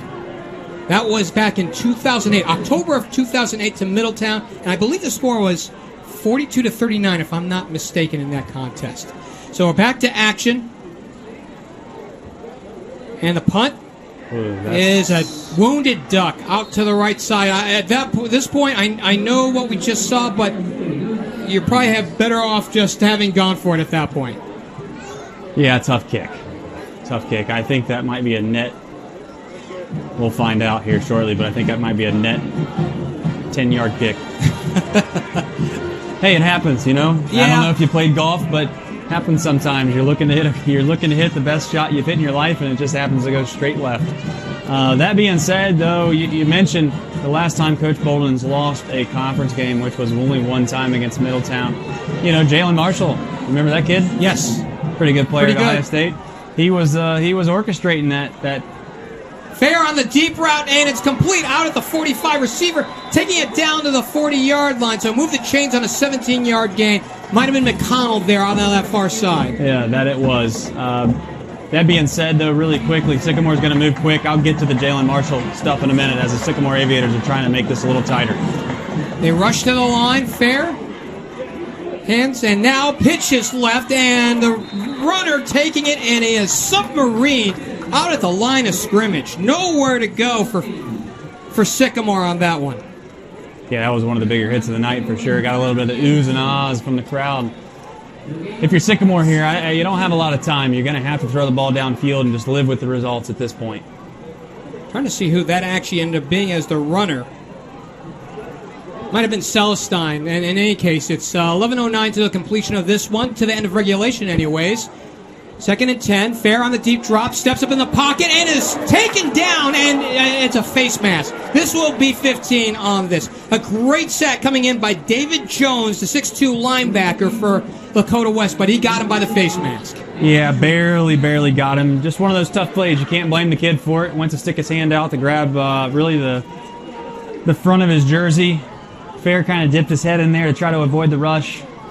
Got his fingers caught up in the face mask, and that will be 15 yards. And now if you're Sycamore here, listen, we've talked all night. It seems as if this was an insurmountable comeback. Right. They throw a ball down here, they score a touchdown, it's a 14-point game, and this kind of looks a little different. Fisher's out to the right side, 3 wideouts here to the near side. Deep drop, Fehr looking right, throwing back for McConnell, looking for like the little screen over the middle, incomplete. He zigged when he should have zagged as McConnell was further along in the route, and Fehr didn't see him in time. Yeah, ball came out a little bit too hot for that type of route. One of those situations where by the time McConnell got a chance to look up to see where the ball was, it was already by him. And again, that's not a terrible thing, though, if you're Sycamore. I would rather have incomplete passes than sacks or a run at this point. McConnell behind Anapple on the right side. Deep drop. Fehr looking, and it's complete out at the 24-yard line. Beg your pardon, it's McConnel out of the 26. And he tried to make his way to the 25, awfully close to that, and he'll bring up third down. Well, this is 2-down territory without question, and I think McConnell is the biggest matchup problem for West. So if you can keep putting him out there in the slot and allowing Fehr to throw these little quick hitters, if you will, that's the best chance that Sycamore is going to have to move the ball. 10:39 frozen on the clock. Fehr waiting for it. Lakota West showing blitz, deep drop with time, and now he pulls down the ball, and it is going to be taken down. He held onto the ball too long, and it is taken down at the 31 for a sack. You talked about this at halftime, Jeff, about not only perhaps sometimes is he not getting enough time. There has been a few instances tonight where he had a little bit of time, and it was more of a coverage sack. None more so than right there. Well, the best defensive backs are the ones whose name you never call. And right now, we have barely called the names of the defensive backs for Lakota West. Truman Mason and Silas Walters, they have been doing great work in that defensive backfield. 4th and 12 at the 32. They're obviously going to go for it. Deep drop, Fehr with time, steps up, throws, deep middle, caught McConnell, touchdown! Are you kidding? He caught it at the 5 on the deep post route and walked into the end zone. Touchdown, Sycamore. That's an incredible job by Fehr. Had a little bit of pressure coming from the edge, stepped up in the pocket, as you see all the time. Those great quarterbacks, too. Hit McConnell down the seam. And now it starts to get a little more interesting. The referees are huddled up here talking a little bit, but it looks as if the play is going to stand for a touchdown. So McConnell came off that post route and found himself open deep middle, and you can tell by the way Fehr actually looked down the field. That's who he was looking for on the last play when he got sacked. Absolutely. I said it all night long. I think McConnell is their best threat, and they need to continue to try to utilize him in space, get him one-on-one looks, and at this point, Aviators are looking to get it within 14. Jack Farron, good snap, left foots it up and through. So with 9:50 left to play in this contest, all of a sudden we got a game once again. 28-14 now in favor of Lakota West. Hey, if you're Coach Bolden right now, you get your offense in a huddle and you tell them, hey, let's relax, okay? And let's start to impose our will, if you will. That's what needs to happen. You got 9 minutes and 50 seconds left in this game. You tell them that let's run a 6-7 minute drive, put the ball in the end zone, and put it on ice. Well, the other side of it, too, is when Lakota West had their biggest success, especially in the first half, it was sweep right, sweep left for Afari. When we saw them decide to run out some clock in the third quarter, it was Afari between the tackles. So maybe perhaps they go back to the outside with Afari, who has been the workhorse in this ball game and the prohibitive star in this one, unless Sycamore comes all the way back. And given the histrionics of this team from a week ago, I wouldn't put it past them. I mean, the last touchdown, that connection from Fehr to McConnell, and Fehr is the leading receiver in the Fehr is the leading quarterback, the leading passer in the conference. The leading receiver is McConnell. So it is a matchup. Now, this sounds crazy to say. There must have been a penalty because they are going to line up on the opposite side of the 50. And at this point, it's got to be obvious. This has to be an onside kick, in my opinion. You have a chance, no matter what happens. You're not going to give your opponent really that bad a field position for your sake. Right. You give yourself to get the ball immediately. West isn't surprised. They got their guys up, and I fully expect this to be an onside kick. Jack Farron, right hand up, he'll left foot it. It is a low line kick taken at the 34-yard line. Barely went the 10 yards, but recovered there by Silas Walters for Lakota West, and good field position for the Firebirds. Yeah, but you have to do that if you're Sycamore. You got a chance to. They went for the onside kick. Turns out you didn't get it, and the ball is at the 34-yard line. No problem. So now it's a matter of really getting to 3 it out if you're Sycamore, and letting the momentum of the Aviators start to take its turn here. But we'll see. This is what we're talking about with imposing your will. The trigger man, of course, is the freshman, the wonderkin, the 14-year-old Mitch Bolden. And you look at him out there, physically that is not a 14-year-old.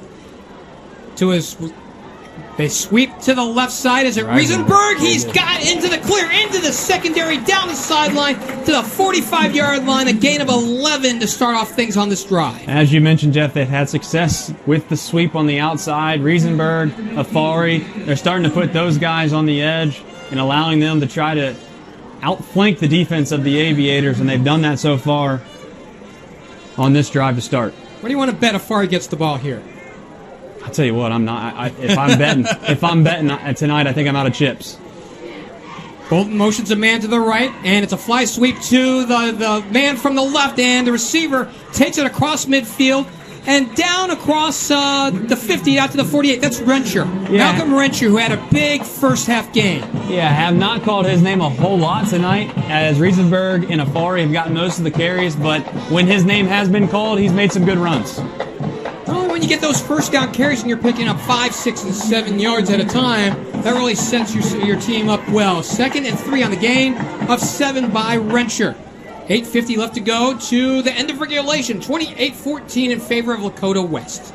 This is exactly what you wanted, though. If you're Coach Bolden, you get a couple first downs, and you're eating the clock. Bolden out of the gun. Motions Rencher out to the right side to give. Afari off right tackle. Breaks the tackle into the secondary and out to the 40-yard line. First down carry here for David Afari. If you're the coordinator, the defensive coordinator, I should say, of the Aviators right there, you are scratching your head. You dialed up the perfect blitz. You had 2 guys in the backfield. Neither one were able to bring down Afari. He scoots outside, was able to get a gain that should have, without question, been a loss. They'll officially spot the ball at the 39, beg your pardon. 1st and 10 for Lakota West. Looking for an exclamation point with 8:14 left to go in this contest. The freshman quarterback waiting, Bolden waiting, motions a man to the left, and now the give Afari off left tackle. This time, Sycamore was ready for him. No gain. He might have even lost a half a yard. That's okay, though. Right now, if you're West, you're just trying to eat the clock. And I think that is, without question, has to be the first line item when you're looking at what you're trying to accomplish on this drive. Yes, it might be tempting to try to pull that back and throw it because it's, make no mistake, Sycamore right now is absolutely selling out. They're putting everybody up on the line, daring the Firebirds to throw the ball. Looks like they put Aiden Miller in the backfield.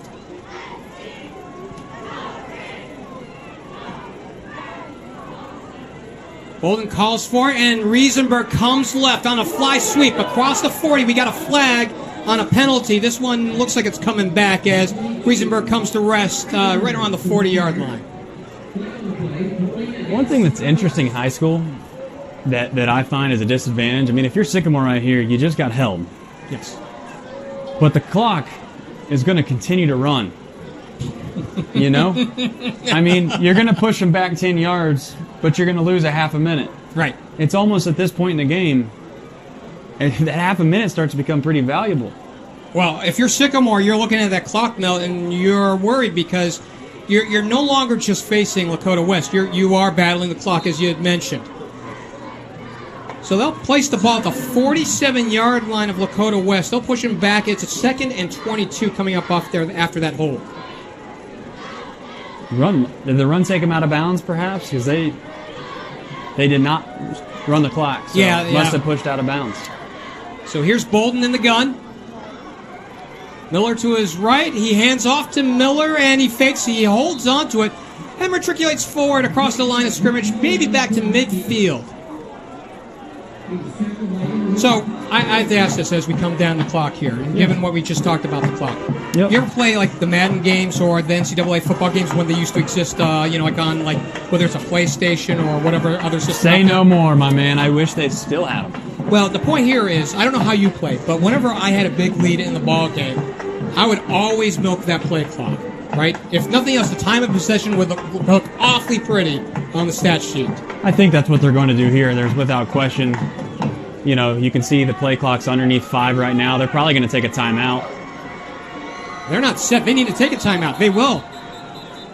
So Bolden kept looking over to the sideline, and it's almost like he didn't know what was being called to. Well, I think here's what happened, to be fair to West and their coaching staff. They planned on calling a timeout. I don't think they're his son, if you will, the quarterback. They keep saying Bolden. We're probably confusing folks, but Mitch, I don't think, understood what was going on. He was trying to get a play.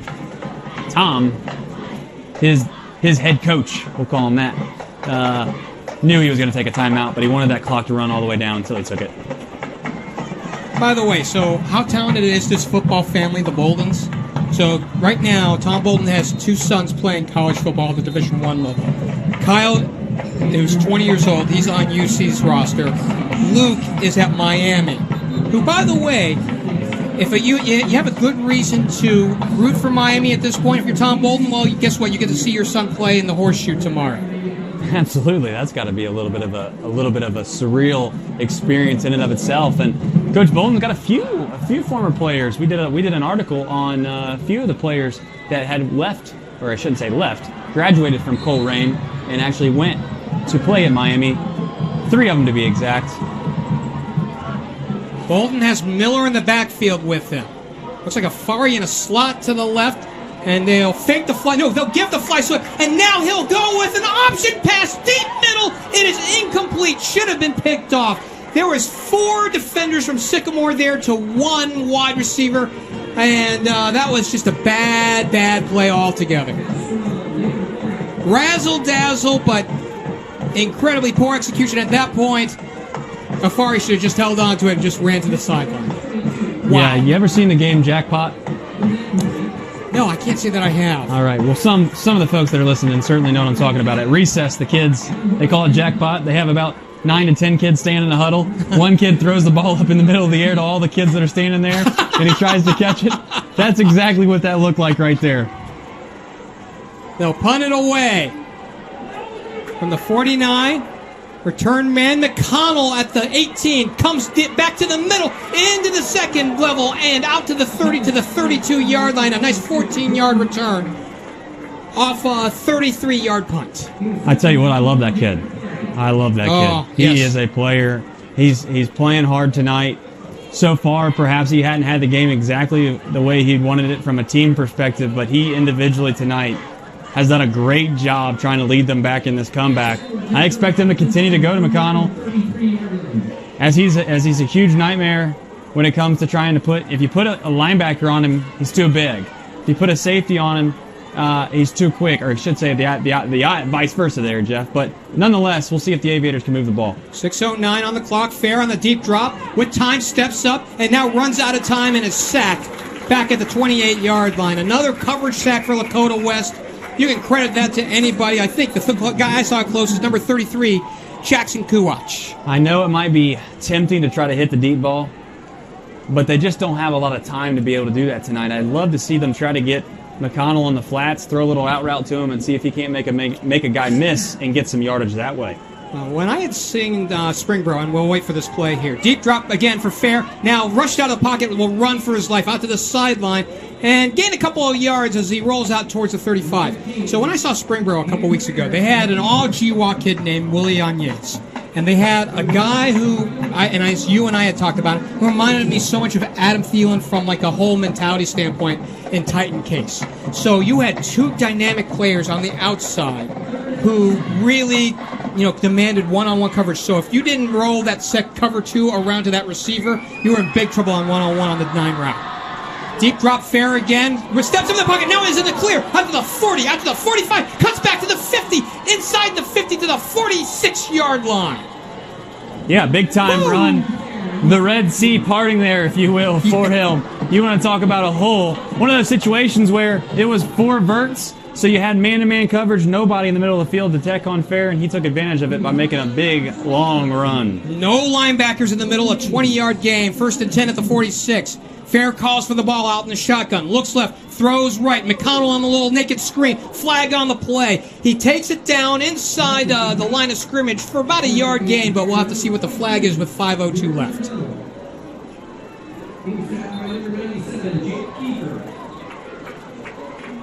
They'll spot the ball officially at the 45-yard line. They're going to wave off the flag. Okay, so gain of a couple yards here for McConnell on the much ado about nothing. We're under 5 to play in this ball game. 28-14. Sycamore with a score here has life. 3 to the right. Fehr looking right now. Home run down the sideline. McConnel. He's got it at the 25. Great ball in between. Cover two right there, and got past the cornerback. The safety was a little late in getting over. Took a big hit, though, as he caught the ball, but he was able to hold on for a big gain, and Sycamore is starting to put themselves in a position where it might be a little reminiscent of last Friday night. In a different way, a little bit more high on the scoring. Pickup of 26 for McConnell as he got knocked out of bounds. He paid, like you said, he paid the price for that one, but it's a 1st and 10. They fake the sweep. Deep middle on the throw. It is incomplete. Same principle as what they tried the last time. Looking for KJ Sally, it looked like, out on the deep middle. But to be honest, nobody's McConnell out there right now. 2nd and 10 at the 24. Clock stopped at 4:39. So if you're starting to feel some fist clenching in the stands, well, it's because this game has become close. Shotgun look. They motion McConnell right to left. They fake the give. The quarterback keeps up the middle. He's got to the one. 10, to the 5, to the end zone. Is he in? He is. Touchdown. A 24-yard scamper, and Sycamore is back in this ball game. Mercy. Wow. You want to talk about somebody getting a spy on that man? They might want to consider it, because it's the same thing that happened earlier on this drive with a big run. Fehr finding a little open space up the middle, takes off, and for a quarterback, runs pretty well. This is a big point after attempt for Fehr, who had missed one against Princeton a week ago. He left foots it up. She is through. It's a 1-score ball game here in Westchester with 4:31 left to play.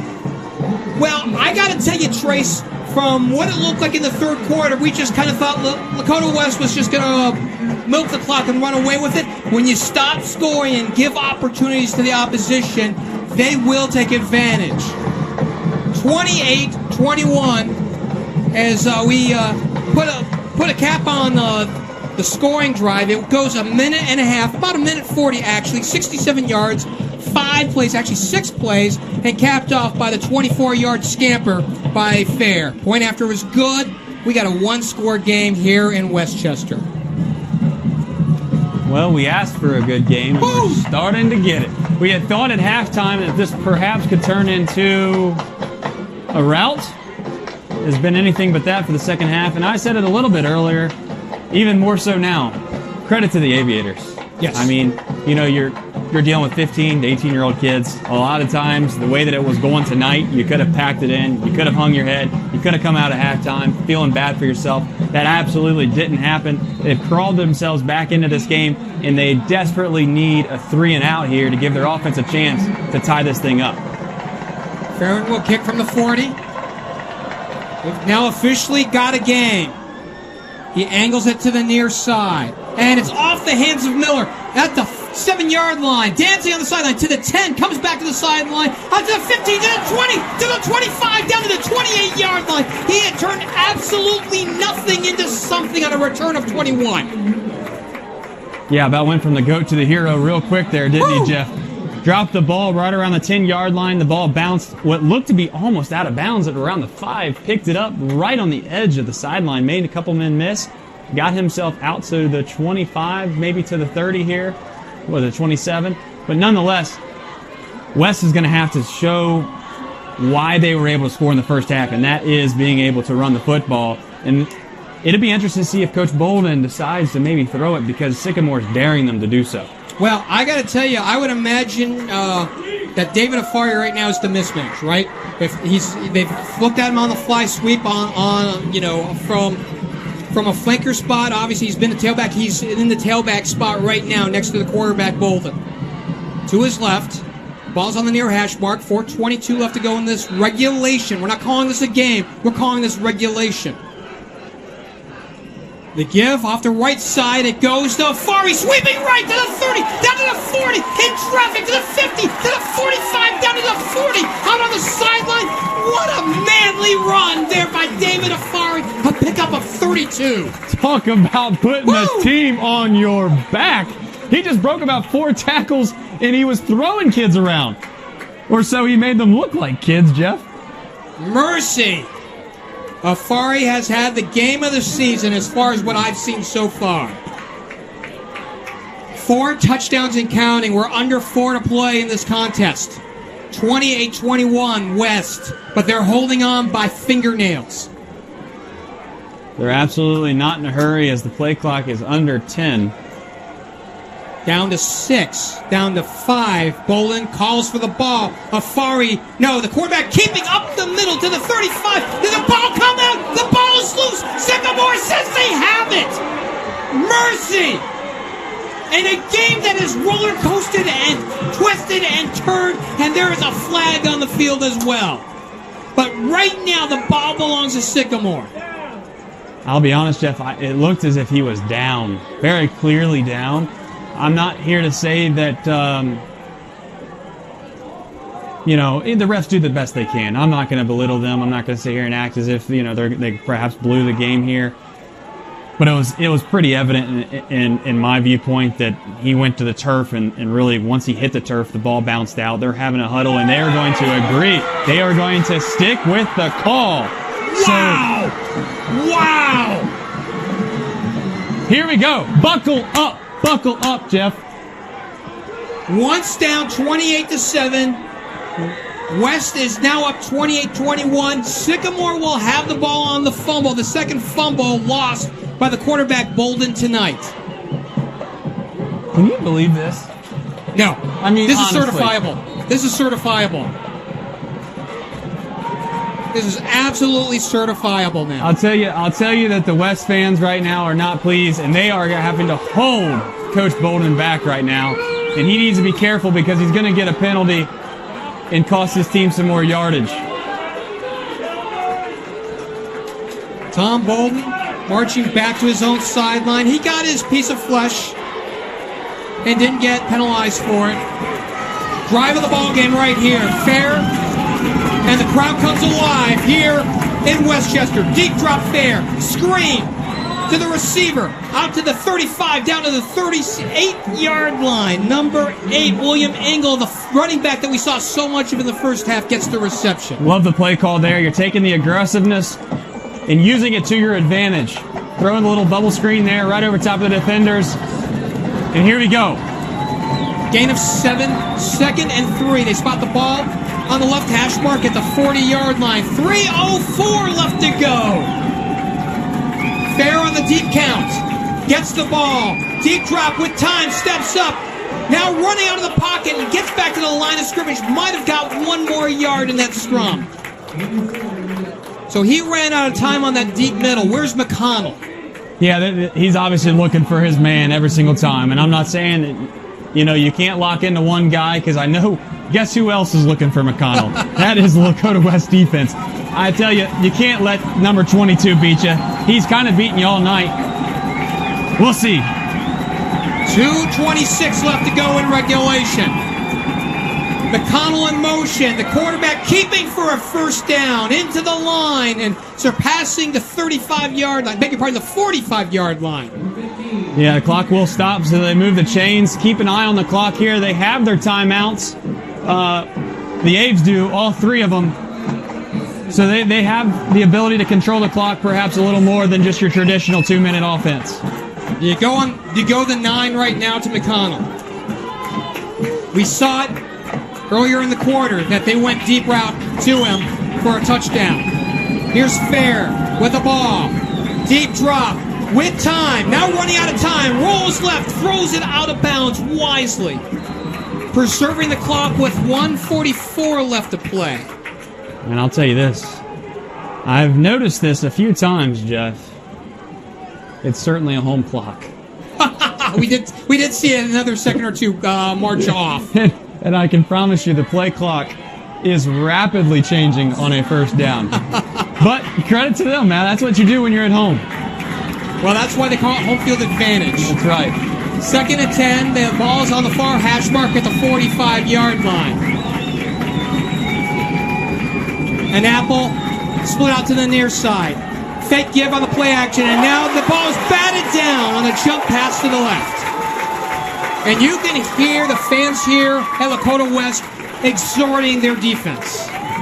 Yeah, they've come alive a little bit. There for a while, they might have been a sleeping bear. Once that score turned 28-21, they started to wake up a little bit, and then on the controversial fumble, they came alive. Sycamore here has 2 downs. I wouldn't try to get it all back here in this play. Set yourself up to where you have a 4th and manageable. Well, that deep middle is probably what they're looking for. You had talked about it before when they've gone 4 wide and gone vertical. 3 wide to the near side, 1 to the far side. Fehr's in the gun. He gets the ball, throws, and it is nearly picked off at the 40. Wow. Double covered out there, looking for the receiver out on that far sideline. 4th down and the play of the game coming up. Yeah, Hunter Anderson the second made a great play on the ball, broke, had a chance to pick it off. Unfortunately, he'd love to have that one back again. But, hey, 4th down and 10, no time to hang your head. Biggest play of the game without question. And they come alive here in Westchester. Exhorting their defense for 1 more and a timeout. Well, you got to get this one right, no matter who you are. So let's set up the play. 28-21 in favor of Lakota West. But back has come Sycamore with 2 fourth-quarter touchdowns. Let's dissect it from both sides. If you're Sycamore, what do you do? Where do you go to? I would imagine McConnell's your guy. Well, I'll be honest. I think in this situation, you have to try to utilize the advantage of, these are, like I said before, 15 to 18-year-old kids. This is a big play. More often than not, when you get excited, when you get the adrenaline rush and you lose your focus, you lose your assignments. I think you've seen that happen twice tonight on a run by Fehr, where they've actually done 4 verts. Nobody was left to account for him in the middle. I think that's the same thing you do there. You tell Fehr, hey, listen, offensive line, let's open up a hole in the middle for him. Let's allow you to see that if there is a spy on you, let one rip down the middle. But if not, take off for the 1st down. Well, and if nothing else, if you're Lakota West, you do need a spy on Fehr. Am I correct? I would think so, but really most of the time tonight that hasn't happened. So it's a situation where I think if you're Sycamore, you try to use that to advantage. You're not telling him it's a draw. I'm not here to say you run no matter what, but it has to be a part of the option if you're Sycamore. 3 wides to the near side. McConnell is the middleman in a slot. Fehr in the gun. Here we go. This is the play of the game with 1:36 to go. He calls for the ball. Deep drop with time. Now rolls to the left. Looking long. Throwing long. Complete out at the 38-yard line. And Sycamore stays alive. Number 24 from Sycamore with the big play. Marquell Fisher, the wide receiver, senior. Biggest catch of the season for him.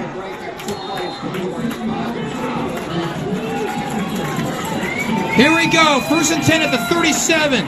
Fehr on the deep drop and a flag. He steps up. Now braces for the pocket. Rolls to the right. Throws it away. We'll have to see what the flag is with 1:19 left to go. One of 2 things. Either it was offsides, a free play. Well, they did keep going, so you're right. I mean, it looked like it was a free play. Sometimes it seems on false starts they do let the play to continue, but I don't know the high school rule. See? Isn't that interesting? It's the wrong approach. I don't know why you don't blow your whistle there and call it dead on a false I've seen start. that happen. I don't know. I'll be honest. I'm going to be very transparent here. I don't know enough about football to know why. Perhaps sometimes on a false start on the offense, they don't blow the play dead. But more times than not, you do see that. When there's a false start, the play's dead. That being said, as crazy as it sounds, not a huge deal for Sycamore, I wouldn't say, because you got to go so far down the field in such a short amount of time. You're looking for big chunk plays anyways. You need 7. You can't, 3 doesn't help you here. 7 is where you have to go. Well, if nothing else, this team has shown heart, and they have turned this ugly ducking into a beauty. Deep drop Fehr. Big rush, throwing, completing out at the 30-yard line. Sycamore's going to go quick here. They're going to try to catch him off guard. So that's a gain of 13, 3rd and short with 1 minute to play here in regulation. An Apple coming out wide to the right. McConnell in a slot inside of him. They're melting the clock. Here's Fehr with the ball. Deep drop once more with time. Throws the home run. It is incomplete. Wow, just over the head of McConnell. Had he put just enough air under it, it'd be 1st and goal right now with 44 ticks of the clock. That's going to set up a big third down, 3rd and 3. The penalty set them back so they didn't lose the down on the first play. That being said, Jeff, I think if you had to put me up against the fire, you got timeouts. You have timeouts. You have to pick this first down up. I don't want to go to a 4th and 3. Right. I'm going to try to get maybe a quick little draw or a quick little run, get those 3 yards, get my fresh set of downs. They'll run spread and 3 wides to the near side. Actually, you have a receiver tight end as a tight end. One to the far side. The give to the running back up the middle for a first down out to the 25-yard line angle. And a timeout. They're going to call a timeout. Yeah, you have to call a timeout. Perhaps they might not. They're looking, maybe they're going to run a play. They're going to run a play. No timeout. Yeah, so they stop the clock just to move the chains and, well, get them going with 30 and ticking. Here's Fehr in the gun. Engel to his left. He gets the ball. He looks left. He throws the home run. It is caught and incomplete. In and out of the hands of the receiver out on the far sideline. Woo! Yeah, I thought that I was, not to throw you off guard there, I was signaling to call a timeout. I thought that perhaps they should have. I understand the concept there. You know, you're going to call a timeout now after the play's already dead. You know, but you've just wasted 9 seconds of clock. Exactly, and that's all I'm getting after. But I'll tell you the opposite side and why I kind of can see why they didn't want to call a timeout. You had all the momentum in the world. You wanted to maybe run a play, one more play with the same defense out on the field. You didn't want to give Coach Bolden a chance to talk to his defense. That's the only really rational thing I could think of why you wouldn't call the timeout. But yeah, those 9 seconds could come back to be very, very vital because at this play, you know, what do you say? They got probably 4 plays at the most? Possibly. It is second down, but they do have, it's 2nd and 10 at the 25 on this timeout with 16 seconds left to go. So yeah, they do have room for a first down. They can stop the clock. They can play the sideline. But to me, still right now, the best play is, and even to the sideline, it might be right deep middle to McConnel. That, to me, is your best play. Yeah, and I think what I meant by the 4 downs is it's just the clock. You got 16 seconds left. That probably only yields 4 plays.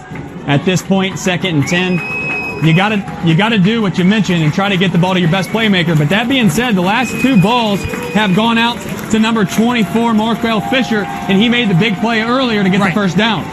Got that last big pass on the sideline for a big gain. 16 ticks of the clock. Both teams back out on the field, 28-21. Instant classic here in Westchester. A nail-biter again for a 2nd week in a row for the Aviators. They showed a lot of heart a week ago against Princeton. Down by a touchdown.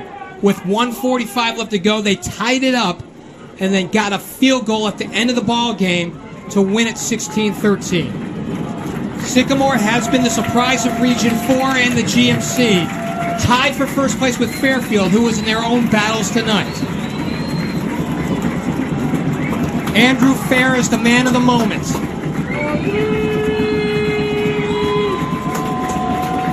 He's got Engel to his left. He calls for the ball. He has time. Deep middle. Throwing deep down the field. Incomplete. No flags on double coverage.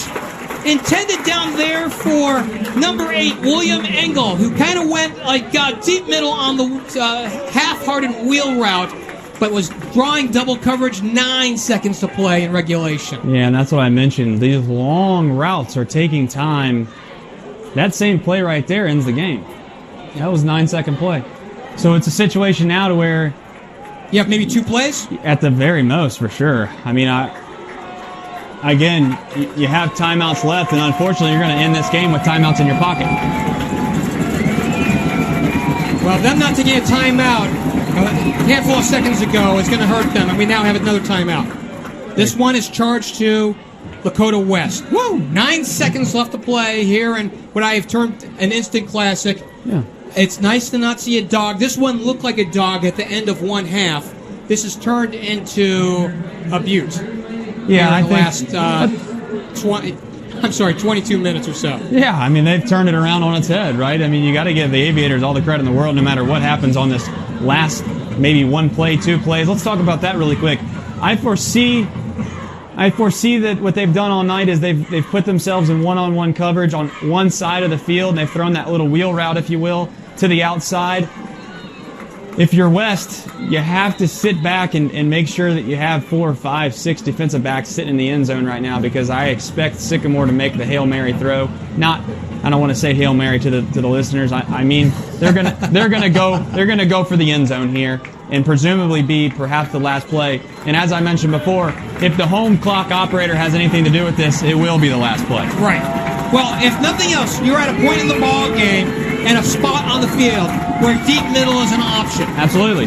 So if you get a slot man, preferably McConnel, on that deep post route on a one-on-one, you take it. Buckle up, Jeff. Buckle up. Here we go. 3rd and 10 at the 25-yard line. Deep drop for Fehr. Looking. Sideline right. McConnel. It is in and out of his hands at the goal line with 3 seconds left to go.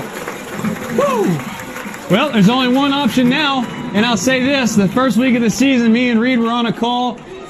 We thought there was no chance that that the Baden Rams were going to be able to throw a 28-yard pass. What do we have something here? Well, we do have like a Lakota West player slow to get up, and he might just be gassed. I don't know if he was actually injured, but it looks like a number of 25. Well, we see it. Do we have double numbers here? 26. Beg your pardon. 26 is William Barber, junior defensive back, and he is shaken up just a little bit. Yeah, something with his ankle there. I will say this, though. Back to my previous point with the Baden-Ross game. You had a kid, Zach Schweitzer, threw a 28-yard strike into the end zone where I thought maybe it was going to be something that looked similar to a Hail Mary that you've seen perhaps in football, to where you just throw it up into a pile. That being said, they have the ability, they're so close to the end zone, they have the ability to run a traditional play and hit somebody in stride. But, man, I can't believe we're in this situation based off the fact that about an hour ago, I thought perhaps we'd be talking about scores, and we haven't brought them up once. So Sycamore has called a timeout in pursuant of the Lakota West timeout to extend our conversation. So we have, let's set this game scene for you. 3 seconds on the game clock, 28-21 in favor of Lakota West. Ball's on the 25-yard line. It's 4th down and 10. No matter what, the scenario is that this is likely the last play, with barring a defensive penalty. But even then, that play has to assure a yardage of 10 or more to have a free play to conclude the ball game. So that is where we are right now here in Westchester as we try to put a wrapper on week 4 of this high school football season. It has been something special to behold. Yep, here we go. Final play of the game. Crowd rising to their feet. One more play in a game filled with twists and turns, and another timeout. Just as the excitement. Well, you know, it's you want, honestly, Trace, I believe you want like a movie or a book to end this way, right? Yeah. You want it to be good to the final page or the final scene. Absolutely. And we've been blessed with a good one tonight. We have. I think that both sides are going to leave this game and carry some confidence regardless. You know, I think if you're West, you look at the first half and you feel thrilled about the fact that you were able to dominate. And then if you look at the Aviators on the other side, regardless of what happens really here with this final play, win or lose, I think you hold your head very high moving into next week, just off the fact that you could have rolled over. I mean, I've seen it 1,000 times, especially in high school. You see high school kids, they roll over. It's 28-7, halftime, you come out, you might feel sorry for yourself. They haven't done that. They've battled back, they put themselves in a position where they're going to have one final play from the 25. And kudos to Sycamore for pitching a shutout in the second half. Here we go, 4th and 10 with 3 seconds on the clock. Here's Fehr in the gun, calling for the ball. This is it. Deep drop. Rushed, throws, long, and it is picked off in the end zone. This game has come to an end. What a finish. Wow. Unbelievable. Was that Anderson on the pick out on that sideline? 21? Yes, Hunter Anderson. Absolutely. Anderson made the play. And give Fehr some credit there. He didn't have much of a choice. There was some pressure in the backfield. He had to get rid of it. Threw it up in the end zone to give somebody a chance. It just happened to be in no man's land. Turnover, interception, but hey, a great football game. We couldn't have asked for anything better at the end of this, based off the fact of where we thought we were at halftime. So, hey, it was a great to do business with you, Jeff. Likewise, Trace. Oh my goodness. I mean, what a ball game. I mean, you want to talk about getting out to a big lead. And at one point, Lakota West got out to a 28-0 run in this ball game. And they hold on, survive. They remove Sycamore from the ranks of the unbeaten. The Aviators fall to 3-1. Lakota West raises their record to 3-1. And I got to tell you, whatever Tom Bolden said, in coming into this ball game, it was gold tonight. And his son, by the way, gets his first high school win as a quarterback. Yeah, as a starting quarterback for at sure. age 14. Yeah, it's an impressive feat for sure. I think that, hey, both teams got to hold their head high moving into next week, and that's certainly something. I will say this: I'm going to take off and get an interview with Coach Bolden. And with that being said, Jeff, I couldn't have imagined doing a better game with you. It was a fantastic time. I will let you kind of wrap this up, if you will. Let's put a quick wrapper to this. Absolutely. Yeah. Thank you. As we watch the Lakota West team come to the home sideline and embrace their fans, and what a game that they were treated to tonight. I think that, regardless of anything else, is the takeaway. Did want to make mention of the guy who really was a star of our first half, and really maybe perhaps when it comes right down to it, the star of this ball game, David Afari. Absolutely, Afari was the man, and he did run. He ran reckless in the first half. Unfortunately for them, in the second half, Sycamore's defense was able to kind of put a hold to that, but couldn't be impressed with the Aviators' comeback more so. And I was very impressed with West in the first half. Well, I will tell you this: as we put a wrapper on this, Reed Mouse is going to be very jealous to hear about the result of this game and the outcome. So again, Lakota West survives Sycamore 28-21. They raise their record to 3-1. Sycamore falls to 3-1. It's their first loss of the season. Tom Bolden continues this record run of being undefeated since 2009 in conference play as a head coach. So let's put a wrapper on this. Thanks very much. Trace Fowler, I was glad to step in for Reed Mouse at this one, and we'll call it a ball game. I'm Jeff Kim. We'll see you for Week 5 here. It's the Game of the Week on Chatterbox Live.